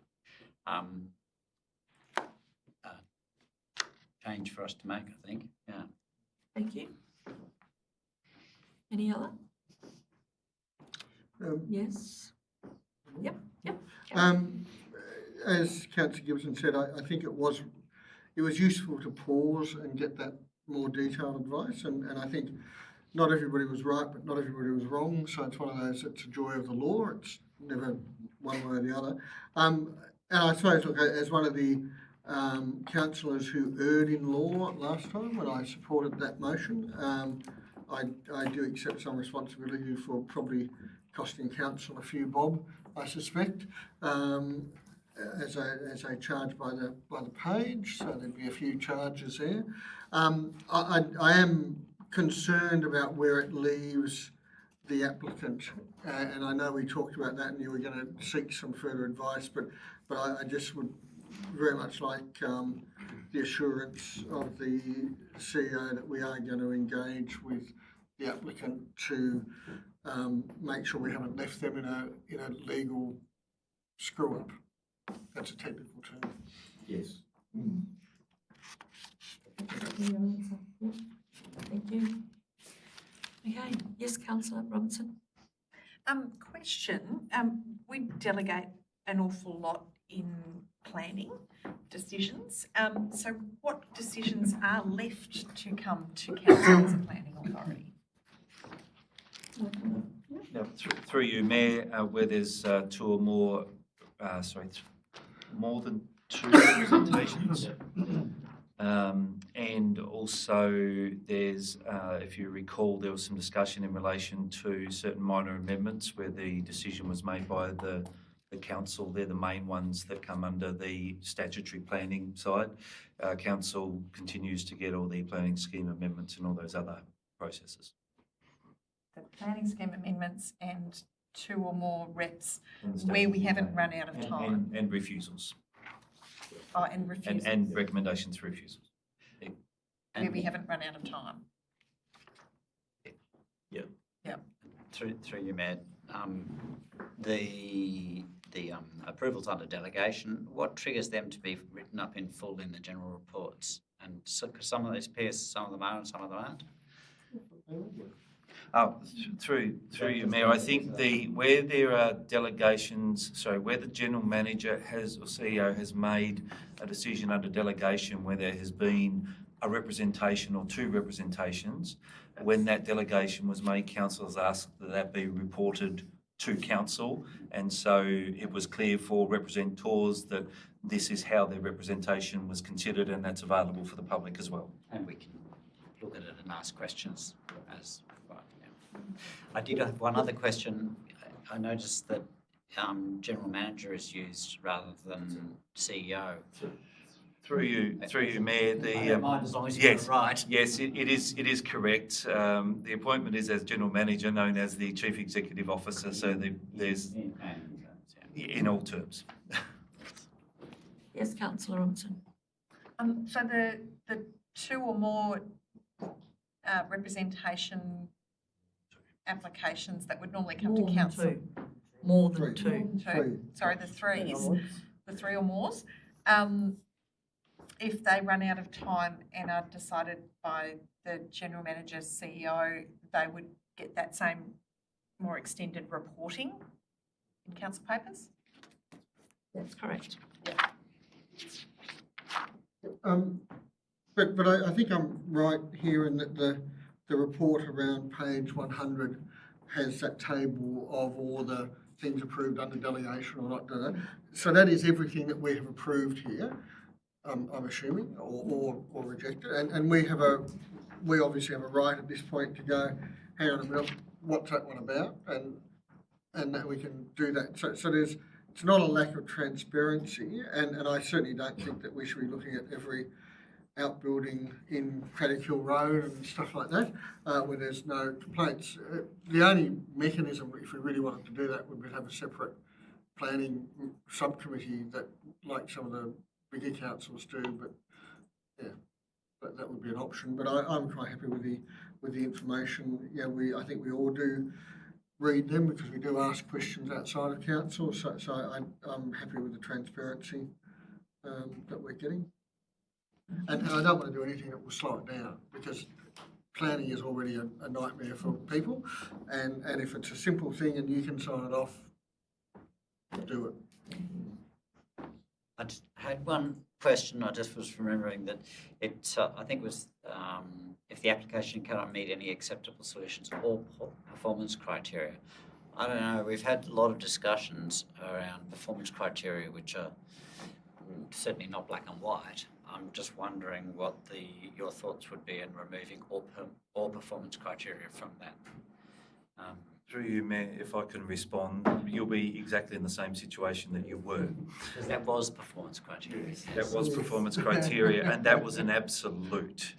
If it goes on a discretion in the performance criteria, where you can have a decision as to the having regard to and those considerations, and you have altered decisions and reasons for decisions based upon that, they will always be coming to council.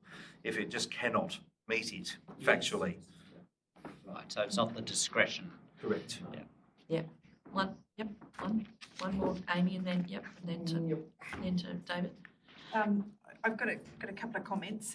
So that particular situation of low density residential but high coastal erosion hazard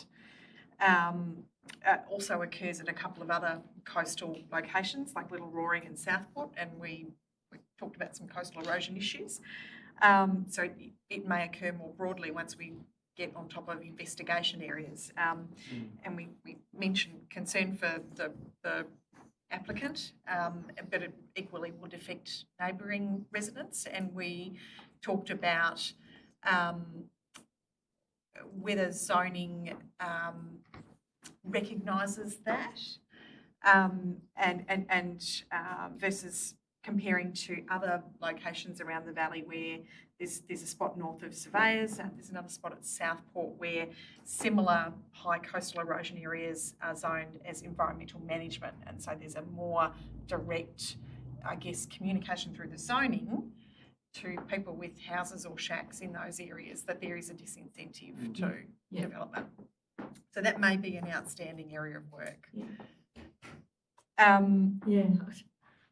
Through you, Mayor. I'll just say that, so we certainly agree there's that approach, but there's also the approach, as you sort of alluded to, that we have investigation areas that haven't been investigated.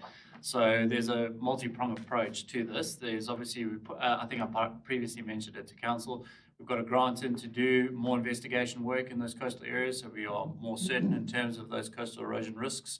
Ultimately, the view would be to then take that to a scheme amendment to change those investigation areas to what they are in terms of those risk profile. But additionally, there's also opportunity for us to advocate for where the data is clear and obvious in terms of an outcome, i.e. where, say, we have an investigation area or we have an area that's classified that where the data is clear that it should be something different, we'll be advocating for legislative change in that space to allow for that to happen. And that's not unique to, it wouldn't be unique to Tasmania. I know of Victoria and WA that both have that legislation in place in their planning acts. So just working with General Counsel on what that would look like and to take that up in an advocacy piece. So, and there's a few other things we're doing in the space through engagement with the Commission and SPO. So certainly acknowledge it and looking to address that as best we can as local government. Thanks, Director. And I think that's what I'm trying to do, is to mention there are broader issues than just what was presented in the report in terms of legalese. And so that kind of review of planning scheme zones and overlays. There was the task where definition, so we weren't able to review the situation there because of the lack of definitions for what high, medium, low in the planning scheme. And so that was actually a task to be pursued in Action Group 2, identified under the State Planning Provisions, SPP's review in June 2023. And so that review identified 7 action groups, and Group 2 was the second priority, but it's 2 years later and there's no action on that. And I don't like criticising state governments, but it's a situation where the system could be better. And so it's worth noting that. I found interesting through the legal process that we do have more discretion in our LPS planning scheme than we did in the interim planning scheme. And that had come through a couple of court cases, particularly around a Gillard decision. So that was interesting. And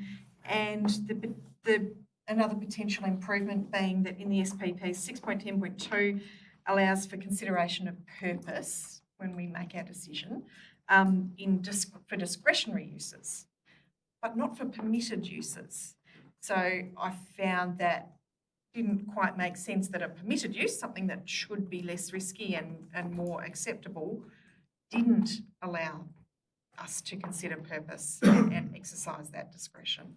So there's a few opportunities for improvement in the systems. And I guess as a bottom line on this, as a council through this process, I feel that we have indicated that we don't want to just go along for the ride and nod and smile.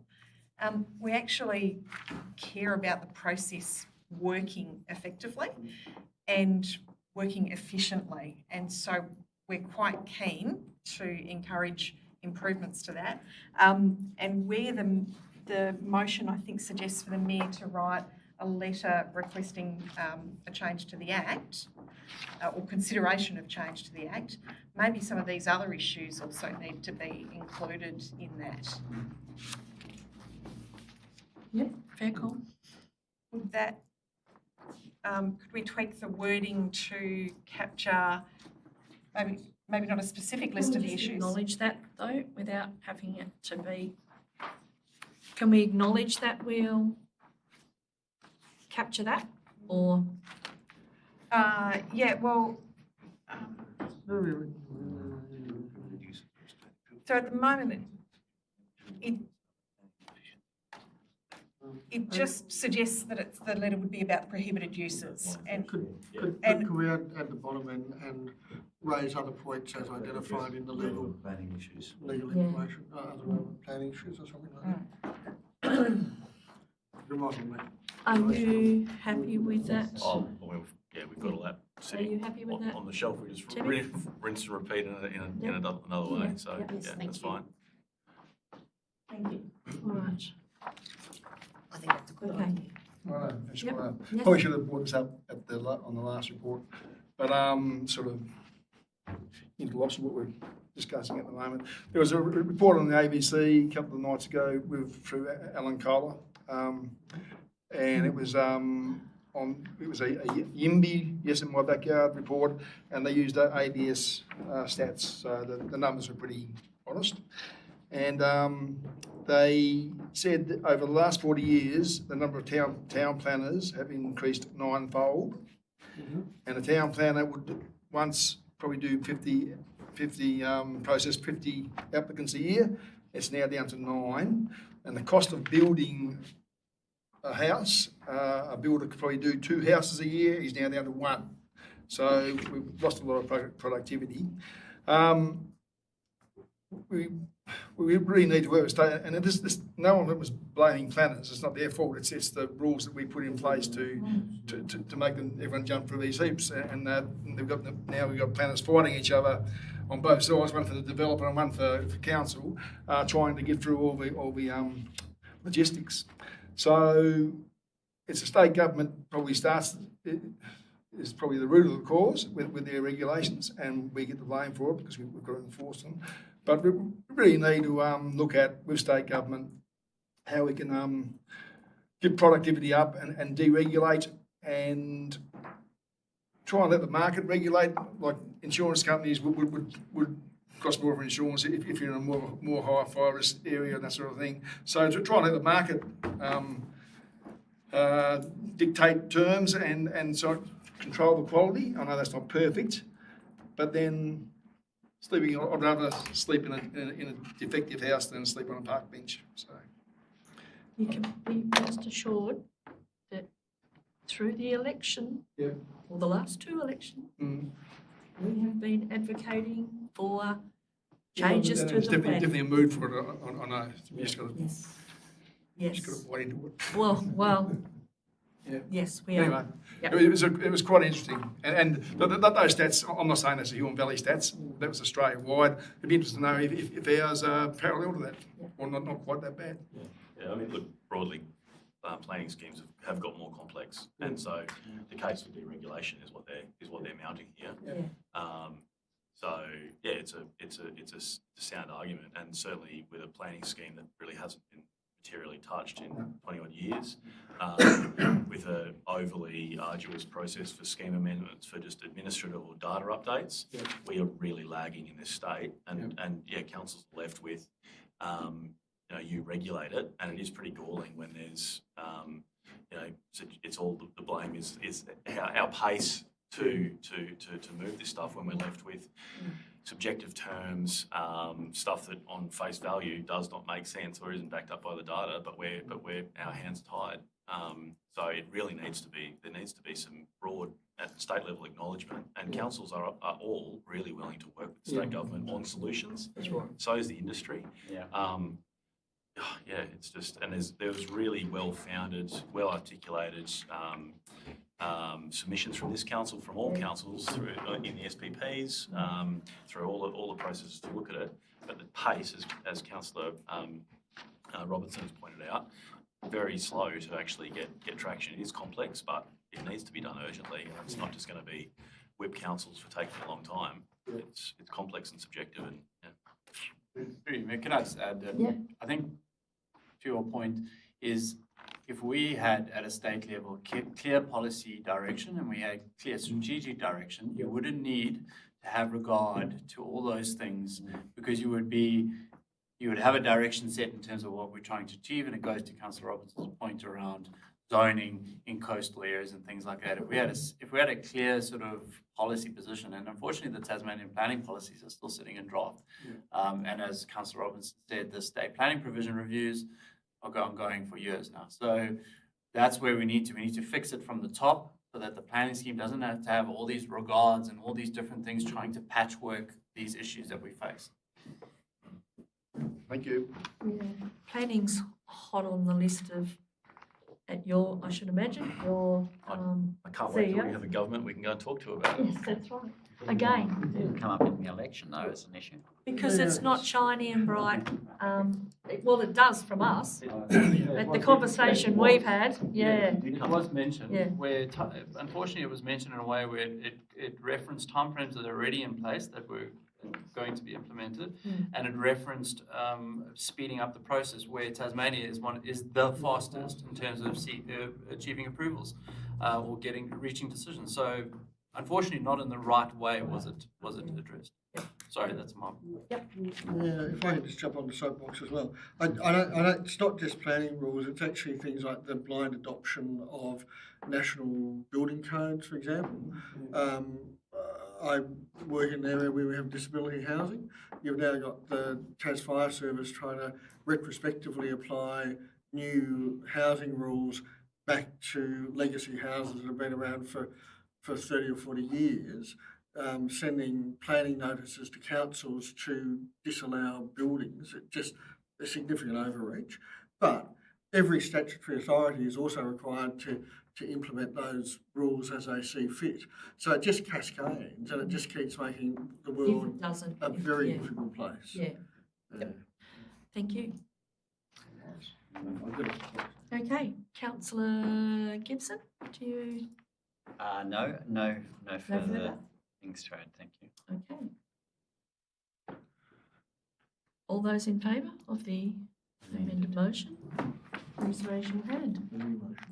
Yep. It's all councillors. Thank you, Olga.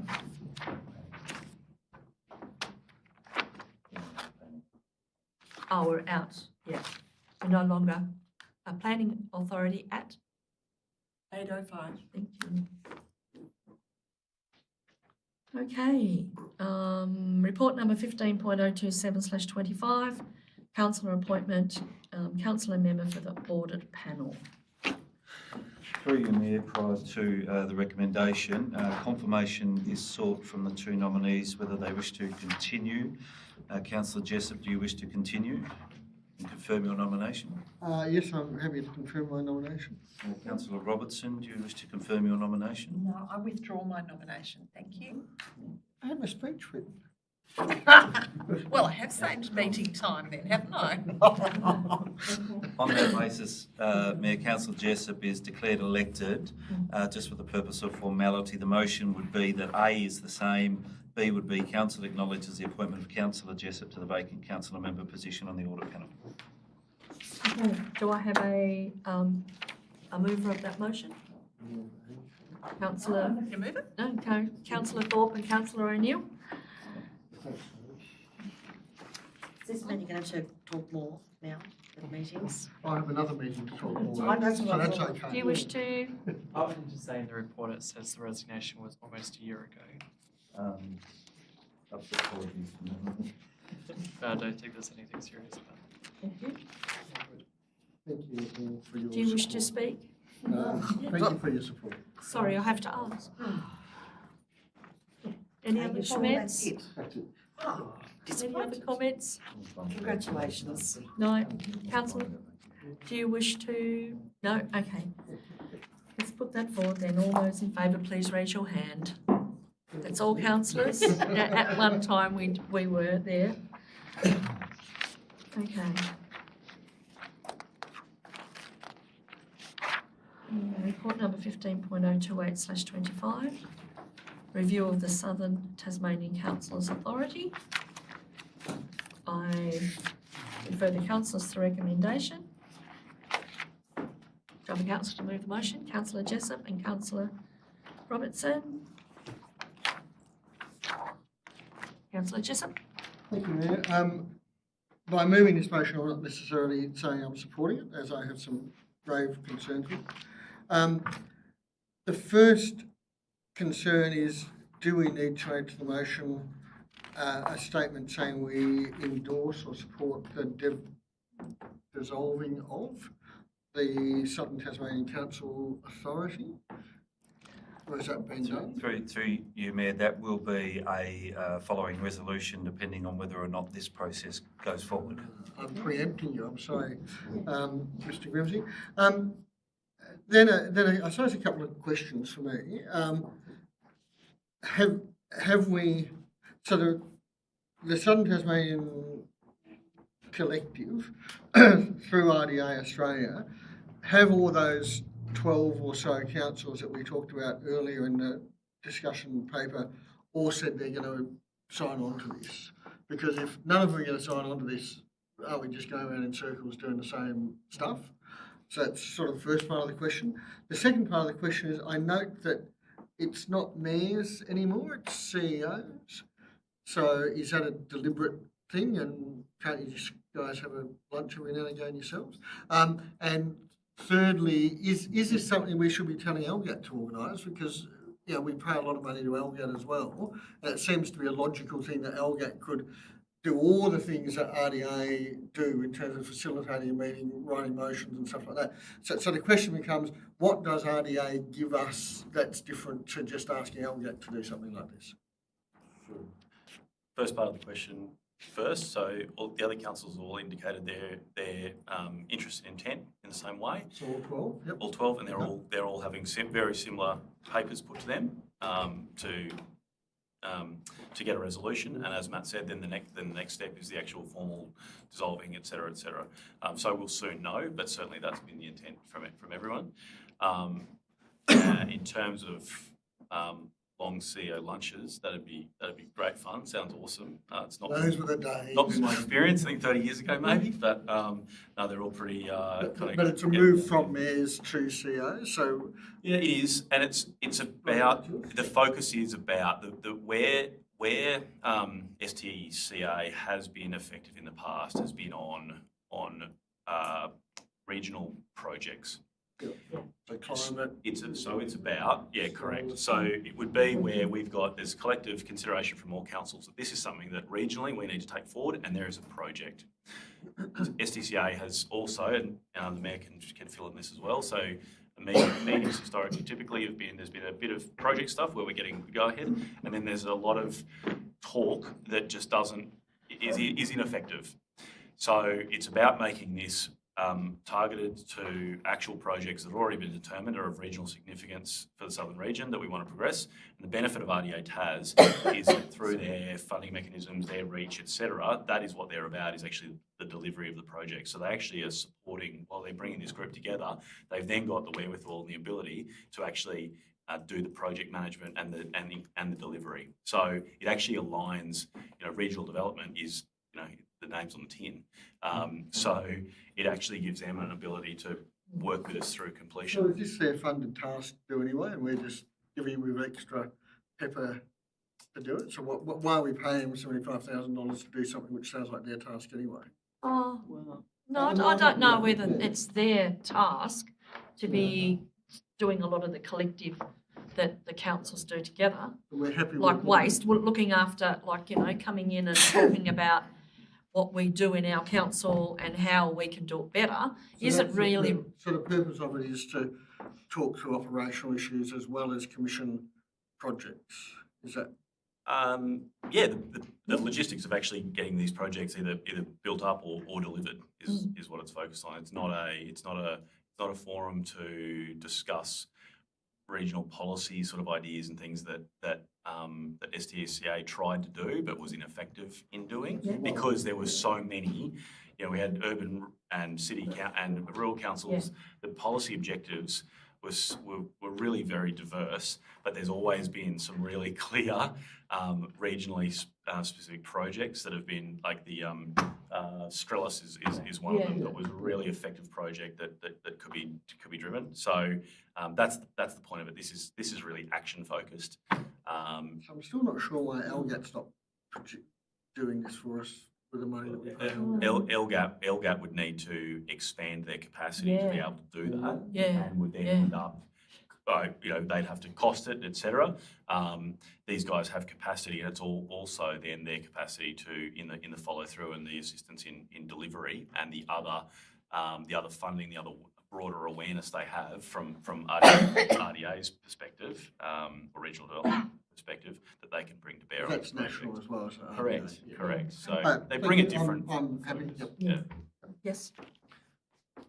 Probably a bit premature as well, but is there going to be an understanding to why the STCA hasn't worked, considering that there are similar authorities like the Cradle Coast Authority that actually are very similar, that do incredible work between councils? Like, what's the reason this one hasn't worked? Is it council buy-in, or is it just that it's a more diverse region than the other areas? Through you, Mayor, just somebody who's been around since the entire length of the STCA, there is a massive disconnect in southern Tasmania. You have your main city urban councils who have well and truly different priorities to the regional areas. And you'll find that the regional councils are keen on trying to work together and achieve something, but the city councils have other priorities and needs. And predominantly, if you look at most of the councils which have pulled out, they're all the city councils, which have the biggest influence. It was something that just did not work at a political level. So again, what I'm asking, I'm trying to think, what's different? So you're going to have the same, and I note that there's still 3 councils that are very large. 4 councils, that are very large, and they're all got their little club with the Greater Hobart deal and stuff like that. So should we be talking about a regional collective much more? And I note that the amalgamation demon's still there, and if certain governments get in, they'll push it more than others. So we did find even that debate there was a big difference between what the city councils wanted and what regional councils wanted. And the Cradle Coast Authority and the other one? Yeah. Are not necessarily, like, I think that we can be more productive in the new structure. We don't actually know what's happening in their structures, like, yeah. I mean, we can't answer it all until it gets going, and there's a recognition here that we all want to work together. We want a more effective process for it. I certainly subscribe to this model. The Greater Hobart group of council, not the Greater Hobart Committee, the Hobart City Deal councils, that group, yes, have more commonality in what their priorities are. This model allows us as individuals to, as projects come forward, to opt in or opt out of that. So if you don't get on board with it, then you might be, you've got a seat at the table, you're paying for the administration, whatever else, but you may say that particular project has no interest to the Huon Valley, and we're out. I suspect that the common, real problems of, like, for example, this council and the leadership we've shown around coastal inundation and hazard management as a southern region and pulling that together, that's the perfect kind of project that all these councils would actually subscribe to and could be run through this kind of model. So there's enough projects of commonality that I think this will give effect to. And if there's ones that we don't, that aren't of value to us, or the urban councils say, yeah, that's not really a priority for us, they get the choice to dip out of those ones. They may actually give the rural councils some better go ahead to focus on some of the larger projects that are relevant to us. But if we're not at the table, we're not going to know. Yeah. So basically, we're subscribing to a service if we need it. Yeah. Yep. Right. Just like Reader's Digest. Yep. Yes, Councillor. I had some RDA speakers at in Canberra, and they were and I attended the emergency management discussion group where they were leaders in that. And one comment I'd make is that working through RDA, we're going to get access to an organisation that has dealt with local government, regional issues throughout Australia. So 90% of the time, someone else has done it before. If you can lean on that, that should be very helpful. Thank you. Okay. Any other questions? Okay. You need any further, Council? A miracle. Can I will then put that motion forward. All those in favour, please raise your hand. That's all, councillors, and the motion is carried. Yeah.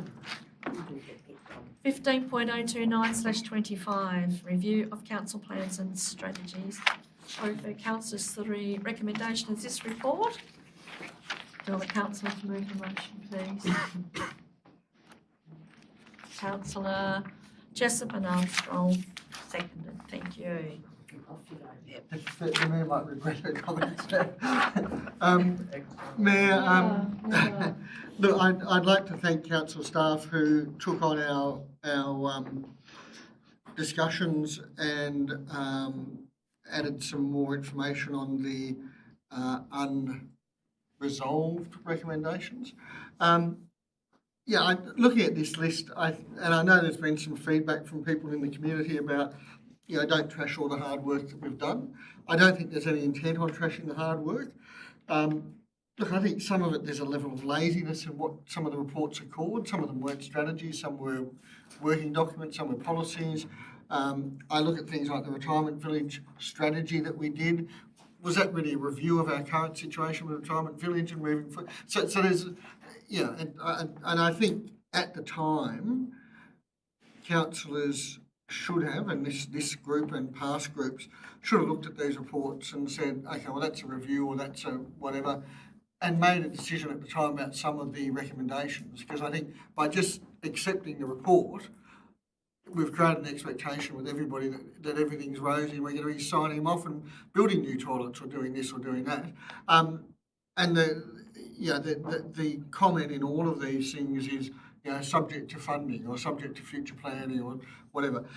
So I think what's really important in this document is we have laid bare, I suppose, what hasn't been done in the table from page 21222.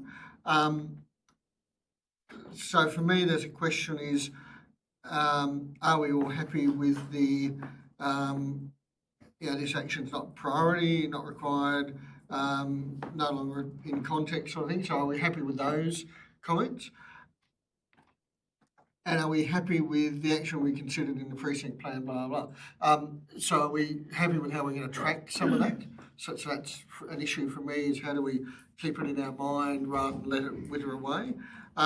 Place-based planning is something that the previous Labor government pushed heavily and continues to push. So I think all the work we've put into place-based planning is really important, and we're going to get some benefits through the Huonville plan and the Cygnet plan and hopefully a Franklin plan and all of those over time. So I'm happy that we're not just ignoring the stuff. It's a huge reference library, and again, archiving, I don't know, or revoking archiving, I'm not sure if that's exactly the right word. What we're doing is we're almost resolving that report, and by archiving, I think I read some of the email chatter that they're still going to be on the website, and they're still going to be on a section that hopefully people will be able to find, and I agree our website's not the easiest to navigate, but if there's a clear space where we can have past reports or past studies and stuff, because I think as we revisit things like the Cygnet plan, I'm sure that previous Cygnet plan will be a massive source of reference and stuff for people. So I think we need to just be very clear that we're not saying it's all done, let's ignore it. The second issue is how do we track the things that we haven't done that we still think have merit, and that was it. Thank you. Is there any response to that, or that's just? Through you, Mayor, I think we just take that on board, that we need to make sure that we have a continuing process of tracking and reporting back on those things, just to make sure that they aren't lost. And I think it's up to us. Yeah, and that was certainly plans to say where's a list that where we're up to, and I don't think we should be let off the hook either as council. And that was certainly your intent when this matter was discussed at a councillor workshop. So that was one thing specifically for the public that was mentioned and discussed and concerned of the council. Thank you. Yes, there will be some that disappear and should disappear, isn't there? Because I was looking at the one at Heritage Park. None of that ever going to happen now because the world's moved on. Is that one still going to be archived where somebody can go and look that up, or is it just going to be taken out of the system? Through you, Mayor, it is history. It is there. We have clearly said that we're not going to, council has no active intention to progress any of it. Yep. It doesn't stop any person from researching back to 1906 and saying this proposal actually has some merit today. Yeah. That will always be the case. So there is an importance of having archival access to those documents. Okay. But across all of it, it sets an expectation that these aren't things that we're actively pursuing in their current guise. We've brought stuff across, so it sets a public expectation. But it also helps staff and councillors track what we're actually supposed to be delivering, what we signed up for, what current community want. Allows me and the executive team to guide our staff with their annual work plans. Which have been insufficient in the past, and ultimately to action this stuff through. If we've got clarity of what the strategic priorities are, we then at an annual and a term plan and our annual plan level is where we need to be looking at this stuff and focusing on delivery and ultimately putting budget against these things in order if we want to get it done. I'm convinced we're going to get more of this stuff done by the approach we're taking. And so the ones that there's some that it is kind of hard reading if you're a community member and you've contributed to some plan multiple years ago as saying that this is no longer a priority. It's not a priority for us to transfer in its current form into some other plan, but it still sits there as something we can reference. And as we go through these things, those ideas may well be picked up in the future. And the things that are actually still really contemporary and relevant, like the Signet structure plan example, all that material that we've currently got has already been used as reference material, provided to the consultant. It's part of the base case that we're taking to the community.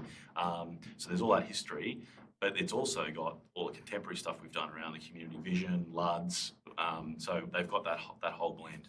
None of it's going to waste. It's about setting expectations that really, if we totted up the dollar value against all these things, it's ludicrous, and it's very hard to manage what our priorities actually are at the current point in time. Councillor Gibson, then Councillor Armstrong. Yeah, I support the move to the deliverability framework. I think it's great, and I totally agree that it's going to improve our accountability, completing properly planned actions. And I agree with all of the place-based sort of, as laid out in the spreadsheet. I went through that fairly carefully, and I think it does. It's been carefully looked through. I guess the issue I have is with the strategies that aren't place-based, and they're supposed to be replaced by core plans, but for particularly things like our RAP. I don't see how that can be really replaced by a core plan, and there's very little reference to it in the new documents strategic plan. So I'd like to remove maybe that one from the list and leave that as a standalone. It's something that we're continuing to work on. Advocating for truth-telling and Aboriginal equality, I think that's important. I actually was thinking also about volunteering, but I had a conversation with Councillor Robertson earlier today, and I think there's areas of volunteering that might be better covered by Volunteering Tasmania, but there's also how we relate to that, and I think you might need a volunteering strategy as a broad across the Huon strategy. So those two strategies I'd quite like to see freestanding. I did, as you know, I've sent an email with other ones, climate mitigation, arts and culture, health and wellbeing, but they are more easily covered by a simple policy direction, I guess. So, and I also wonder whether we should put a point D just to confirm that we're going to keep all strategies available on the website as reference documents, recognise the principles and policies in the formulation of future plans, something like that. Actually, I'll just move that as an amendment. See if anybody wants to second it. So that would be what's your D. What's the amendment then? Council will keep all strategies available on the website as reference documents and recognise the principles, the policies in the formulation of future plans. Is that all? That's Mayor, I don't know about my seconder, but as a mover, I'd be happy to accept that amendment. I think it's pretty well what people have said they're going to do anyway. Yeah, I think it might reassure the public that that's our intention. Can I just comment on the reconciliation, the Reflect Reconciliation Action Plan is in fact a one-year plan that has well and truly expired. So that is work that would need to be redone anyway. It's an evolving process. And the volunteering strategy is something that just needs a fresh look We're certainly not going to be implementing that volunteering strategy with the resources that we currently have. We need to just have a different approach and review on that. So it still is up. All these things are up for discussions for priority for councillors as part of the ongoing process. And I think, Mayor, part of like some of these policies are or strategies are trying to be policy documents. So I think we need a volunteering policy, absolutely, because under work health and safety, we know that they're pretty well employees. So I think sometimes the stuff that we think needs to be almost embedded operationally needs to be sucked out of them, put into our operational business, and then an action plan to get more volunteers is then a separate thing. So, sorry, just clarify on that through you, Mayor. We do have an internal volunteering policy, a management policy, which deals with those matters. The volunteering strategy is in relation to council's role as to how council encourages and supports volunteerism, broad volunteerism in the Huon Valley. Which fits into our livability framework anyway. Yeah, that's what I was So wondering. my view is that you have, an integrated strategy that recognises all these things in one document, provides the overarching intent, and is the least unwieldy way to deal with all the many complex things that local government grapples with. We've based our current strategic plans on the community vision and history. These things haven't made it with enough significance to your liking, but what Matt's saying is these still remain and could be incorporated into that into revisions of that kind of core document, but they're at the level of a broad policy intent statements that give us then the way to the ability to follow through with those at a term plan, annual plan, delivery level. I personally don't think they need to be standalone plans in and of themselves, or we go back to this state where we had all individualised. No, I agree in general.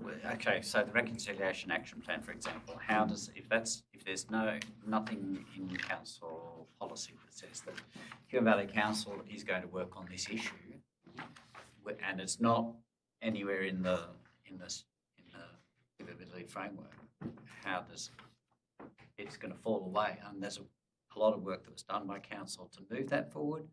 I think it was really good work. So how do you pick that up and keep that ball rolling? Because otherwise, that effort's wasted, and people forget quite quickly. Yeah, so there's still work plan operations that we've got in that space, and we can reincorporate it when we next redo our strategic plan. It's how deep we want to go in having a detailed, focused, individualised strategy. I think the trap we've made in the past as this council is we've not understood what the difference between a strategy or an action plan is. So we've got many of these things, as Councillor Jessup has said, that are actually just operational plans with a whole laundry list of stuff. If that's what we want, we leave that to operational work plan, etc. setting. The strategic intent can sit in those core plans. Yeah. Yes, Councillor. Comments on? Just to finish on that, on the Reconciliation Action Plan, does that sit in a core plan at the moment? I mean, or is it? Probably inadequately. Yeah.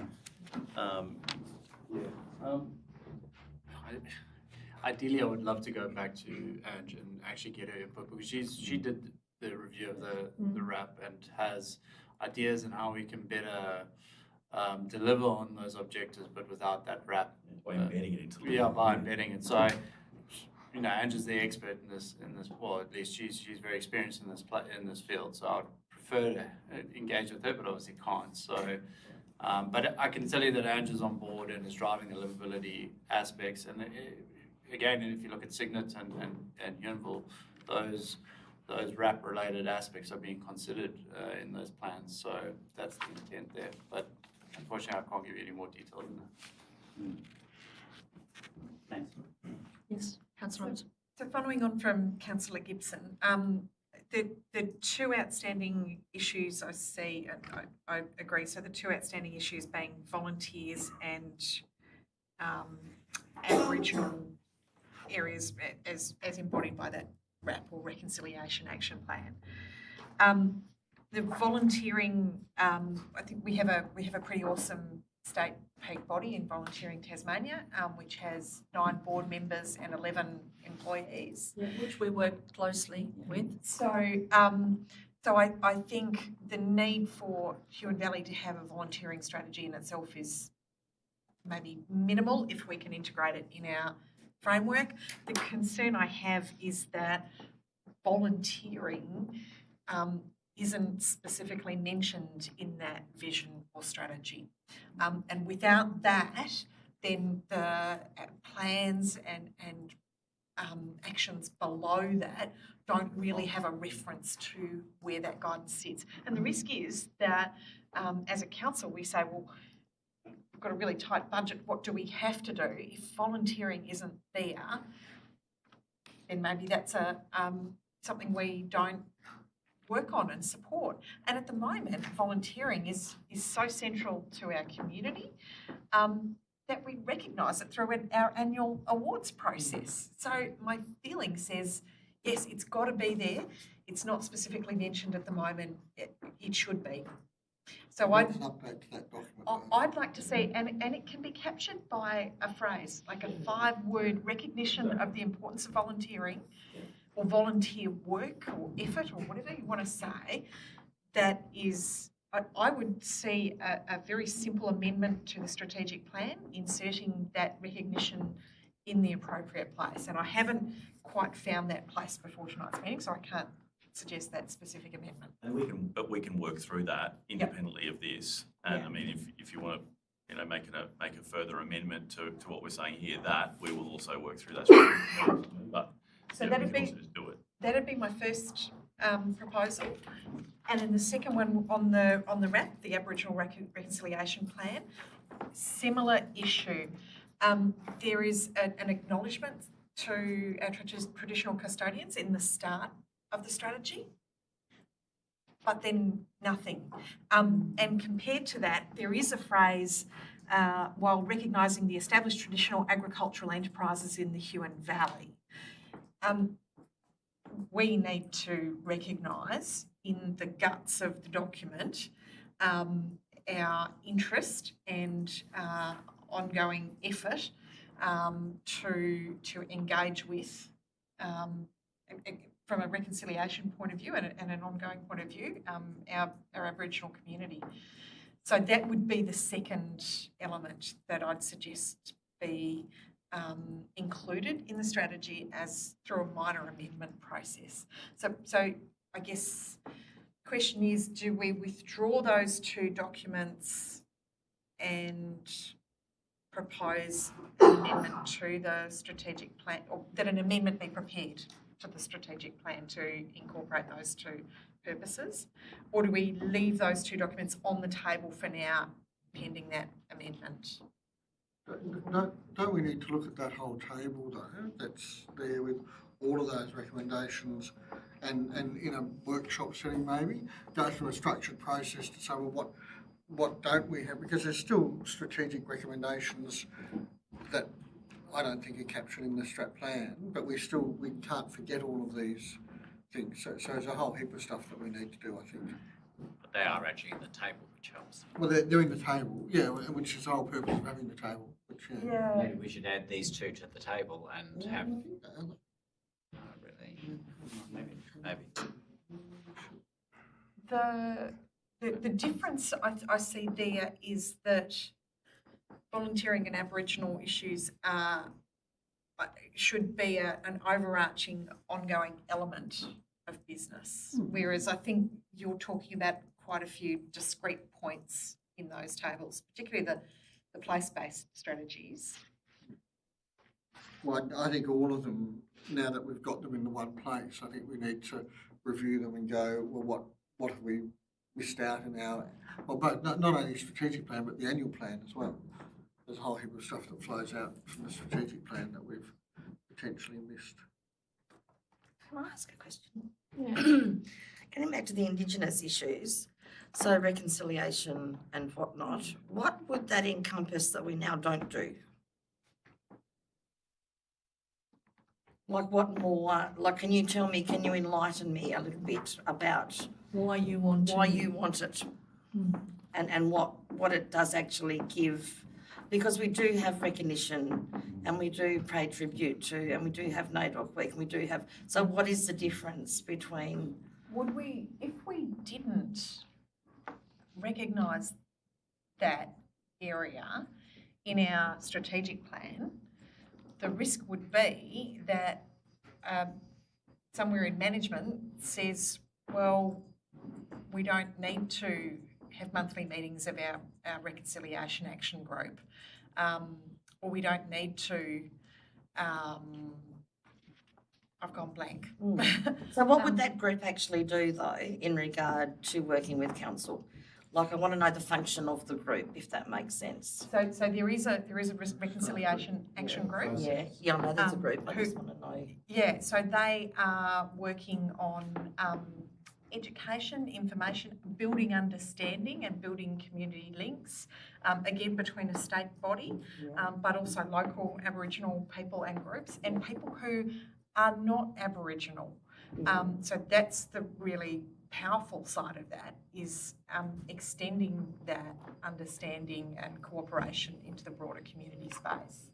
So I'm part of Ballawini Mob, and that's what they do as well. So my thing is, how much does local government need to do that when CTAC and Ballawini and all of our other mob groups actually do work on that as well? I think it's just got to be incorporated into everything we do. Because embedded. Yeah.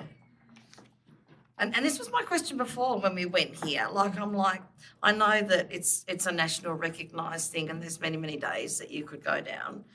And it is embedded because we do our acknowledgement of country and, you know, that, and I think we always think, but my other thing too, and this is going to sound so bad, it's not just our Indigenous. Now we're so multicultural. I would like to see a bit more multicultural recognition in things as well. Because we do have established groups for our Indigenous community, but council really lacks with groups. I know it's a different thing, but we don't have groups for our other members of community. Yeah. Yep, okay, so we might have a bit of a solution. Just work. Can I just want to add one bit before you go on. So you'll recall the livability framework, when we put it up, there was that detailed document that sort of outlined some of the principles, and drawn directly from the Reconciliation Action Plan is two of those principles, which is honour First Nations, and obviously it goes into detail and I won't reread that. And the other one is promote inclusivity, which is a more broader one, to your point, Councillor. And just a reminder that those principles are, any project that is coming through that framework is considering those principles and ensuring that they are incorporating those principles into the design, planning, design and implementation of the project. So in a way it's captured, I'm not saying it's fulsome, but it is captured in that process. Okay, thank you. Yes. Yes, so through you, Mayor, I was just going to be suggesting, and this was specifically limited to the issue of volunteering, but the livability framework does already embed Aboriginal recognition within it. Just another dot point into C, which would simply read specific consideration of embedding the importance of volunteering in council strategic planning. I'm also happy with that. And I think we're going to end up crossing over these things anyway along the way. And people are going to be talking to us all the time about it, and it's going to come up in conversation as well. I mean, before I was a councillor, how many times do we sit back and go, how many strategic things do we need to have going at the one time? Because none of them connected. Yeah. Whereas now what we have going actually connects, encompasses a lot of what's in there. And a lot of what's in there will come out along the way because we've prepared the groundwork for that now. Yeah, and that's the benefit of the integrated planning. What we're trying to do is that you know, everything council has to do is about balance. It's all about expectation management, and we've got all these multivariate things that we've got to strike a balance between. when you've got individual plans that sit alone and represent one thing, it's very hard to trade them off against one another. When they're all just sitting in one plan and effectively saying, we need to have regard for all these things. They're our fundamental principles. That's why it gives us that latitude to we still have to demonstrate how we're exhibiting balance, but they're all there in an equal setting, and that's really important to being functional and being able to deliver, and not just hamstrung with competing strategic priorities, particularly when those competing strategic priorities haven't been funded appropriately in the past. And the goalposts have changed. Yeah. And the wants and needs, expectations, delivery has changed. Right. So I think, if we joined the dots, probably 95% of these would be covered in what we're doing now, indirectly and directly. So that makes my life easy because now I don't have to think about lots of things. So would you accept the inclusion of? Could I suggest volunteering and Aboriginal reconciliation? How does that work? Oh, that could go in there. Yep. Debbie. Councillor Armstrong. You happy with that? Secondary. I'd rather be non-specific about reconciliation because I feel like it locks us into one group of people. I would rather encompass everybody, but then I'm going to be called a racist and prejudiced, which I'm clearly not because I'm in a mob. But because I'm in that environment, I feel like it's more unified if we encompass everybody. I think there is mention of diverse communities in the strategy. I think Aboriginal is mentioned as well. Yeah. Sorry? Aboriginal No. is mentioned. No. The only mention I found of Aboriginal was in the acknowledgement on page 2. But is inclusiveness with everybody? But it's a respect that We are respectful though. Like we don't welcome our Chinese community. We don't welcome anybody else to our meetings, but we always acknowledge our Indigenous community. We have NAIDOC Week. We have lots of I think we need to be nods careful. to our heritage. Yeah, but the reconciliation plan is about more than just nodding to heritage. Yeah, I it's know. about how do we engage with that community and broader issues in that Are in we terms not, of though? engagement with the land and so forth. Are we Well, not? I think we do. The director pointed out that we do, and we have programs and plans. So if we do that, then we need to actually say that we do that up at the top level as well. I don't think we do. So it's a document we wrote in 2021 and I don't think we've revisited it, and if we're going to make a political statement that we support reconciliation, I think we need to make it quite a clear separate political statement of that. And we have, a number of us have gone to Reconciliation Week and we talked about it at the Voice, we talked about it at the Chamber here and stuff. So I think we've done a fair bit. And with respect, I'm probably all over Aboriginal affairs and connection. And I know probably a lot about things that perhaps others are not quite so familiar with. And I know sitting here as an Indigenous person and saying this, it might come as a bit of a shock and a bit weird, but we need to move away from focusing, accept reconciliation is a part of what we need to do. And I think we do, but it also tends to bring in a division. And if we continue to not include everybody, it becomes more political than it needs to be. So I think we recognise our Aboriginal heritage, we pay tribute to what we have, we recognise, and I mean everybody can do their own bit without having a policy as well, and council does spend a lot of time on Indigenous culture throughout the year. And Paul's given me the look, he's not happy with what I'm saying. Well, I don't know, I'll just withdraw it and I'll just refrain because I can feel the tension and the knives are sticking into me. I'm happy as mover and seconder that we accept the first part of that dot point. If members want to move the second part of the dot point as a separate motion, they can do that. Yeah. But I don't think we've got acceptance from both of us. And Is there a way of wording it to, that, Was the word? I don't want to focus on one group. I want to focus on unity and all of our cultures. Because our cultures, we don't have the opportunity for all of our other cultures. We're very multinational. Now, we don't have that recognition, whereas we do recognise our forebearers and our forefathers and our heritage, and we should always do that. But where does it say that we're embracing other people and welcoming them and celebrating their culture and their history? it does say that. Well, not specifically. Okay, all right. The fact is that we have two bits that wanted to be added to that.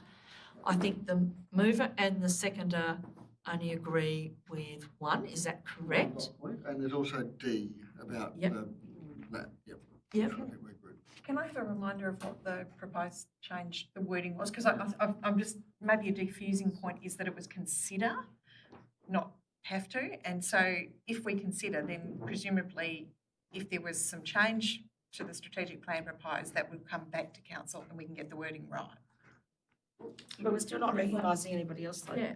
Through you, Mayor, the wording was specific consideration of embedding the importance of volunteering and Aboriginal reconciliation in council strategic planning. That was what it was suggested as. The mover seconder has said to remove the Aboriginal reconciliation. Because I feel like it already exists within our council culture anyway. Like, I don't, So if it's there to consider, what it'll do is we'll bring that back to councillors, and we'll get Angela on, who's actively working on this, and we'll explain to the extent that it is already, and Lyle's already said how both Indigenous specifically and then diversity generally are already both in the livability strategy. So we'll talk to you about, we'll discuss whether that's enough, how we're actually actioning it, how we're putting this stuff into practice, and then you can make a consideration. That consideration is then, is that sufficient? Do we need to pump it up further? But with a detailed understanding and discussion around how are we making this meaningful and applicable to the general business of council. That to me, that's how I would take that. If it's saying we consider this, that's what we would do next. well, whatever. No, we No, need, it's no. not, whatever. And an option is to add multicultural. Like, Sorry, no. Yeah. Yes, councillor Bird. To me, we're being asked whether we want to archive or revoke these plans and these strategies, and I feel that we've gone way off track. Talking about the strategic plans, I think we should get back to the motion and have a vote on it. Thank you. Okay. It does sound like we're both in agreement that we're happy to accept the point in full for the purpose of moving forward and talking about it later. I'm just going to withdraw from speaking. I'm not going to have any more conversation about this one now, so you'll just go for it. Yeah, well, that's Yep. unfair for you. That's fine, You've it's got just your not reason, made. you've got you should have every opportunity as anyone else. That's fine. So we've got a mover and a seconder. Can Councillor Armstrong revoke her seconder of if she doesn't want to? Yep. Yes, and you can basically put the motion in full as has been amended and suggested. Yes. Yep. Yeah. Okay. And then she's got the right to vote then. Oh, yeah, she's still got the right to vote. I'm not going to vote. No. Yeah. Well. Yeah. And then part D. So can we read? D was, well, this is what I got down to. Councillor Gibson may correct that. Council will keep all strategies and plans available on the website as reference documents and recognise the policies and principles in development of future plans. Perfect. I'm happy with that one, but I don't know if I've got a seconder at the moment anyway. So. Well, we can do it as the. Do we need to get a new seconder? Yep, a new seconder for that. Councillor Gibson. All right. We'll put that to the vote. So can we read out the new? the, Through you, Mayor, it is the recommendation with a new dot point in C, which says specific consideration of embedding the importance of volunteering and Aboriginal reconciliation in council strategic planning, and a new D, council will keep all strategies and plans available on the website as reference documents and recognise the policies and principles in development of future plans. all right. Beg your pardon? Yeah, do you want?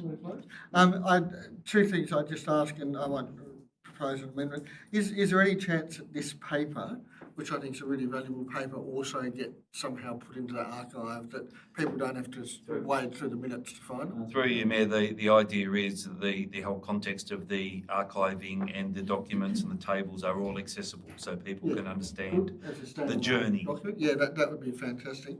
And look, Mayor, I think in closing, annual plans especially, but strategic plans have to be a living document. We have to keep revisiting them and talking about them and evolving them. Having hundreds of standalone strategies is not efficient these days. And I think it's been really great, the discussion that we've had, because it does highlight things that are passionate to us and passionate to our community. And I hope when we come to talk about the strat plan, which must be up for review soonish anyway. Mayor, 2028. Yeah, but we sort of Mayor, 2028, but we envisage that after the first round of the livability place making and whatever, that you'll have a review based upon that. Yeah, and we of course revisit the annual plan every year anyway, so that sort of drives it. So anyway, that's I think it's a good clean up, and let's not lose the contributions that people have made and keep moving forward. And we do need to realise that we're on a cycle of a new election next year for councillors. So we're going to have, predominantly some new faces at the table that'll come with different views. And yeah, that's next year. So in all this, council officers are thinking about how long to put things in place, what we're going to do, could change. We get a new lot of councillors in. So we just need to be mindful that we don't increase workloads and, I believe you're right, Councillor Jessup, we need to. It's a fluid document that we are looking at all the time. I did make a note of the time there, that you said I was right. How many times have I said that tonight? All right. So now I will put that motion amended. Well, it's just a motion.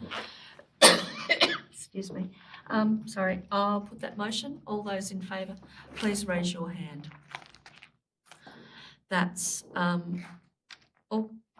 Councillor Sparr, Councillor Armstrong, and who's against or you're abstaining? I'm abstaining. Okay, thank you. It's recorded, yeah, thank you. All right. Thank you for that, and thank you for raising something that was uncomfortable for you and is uncomfortable for a lot of people, so I appreciate the fact that you've done that. So thank you, Councillor. Much appreciated. We're up to report number 15.030/25, draft amendment 01-2025, State Coastal Policy. I refer the councillors to recommendation of this report. Do I have a councillor to move the motion? Councillor Gibson, and seconded Councillor Armstrong. Do you wish to speak to this one, Councillor? Look, I was very impressed with our comments. I think it's tightening it up dramatically. It's interesting that little old Huonville Council's writing better documents than the state government. Doesn't surprise me. Thank you. Okay, do we have any other comments on this? No, thank you. All right, well, if that's the case and you don't wish to close, No, thanks, okay, I'll put that motion. All those in favour, please raise your hand. That's all councillors present and the motion is carried.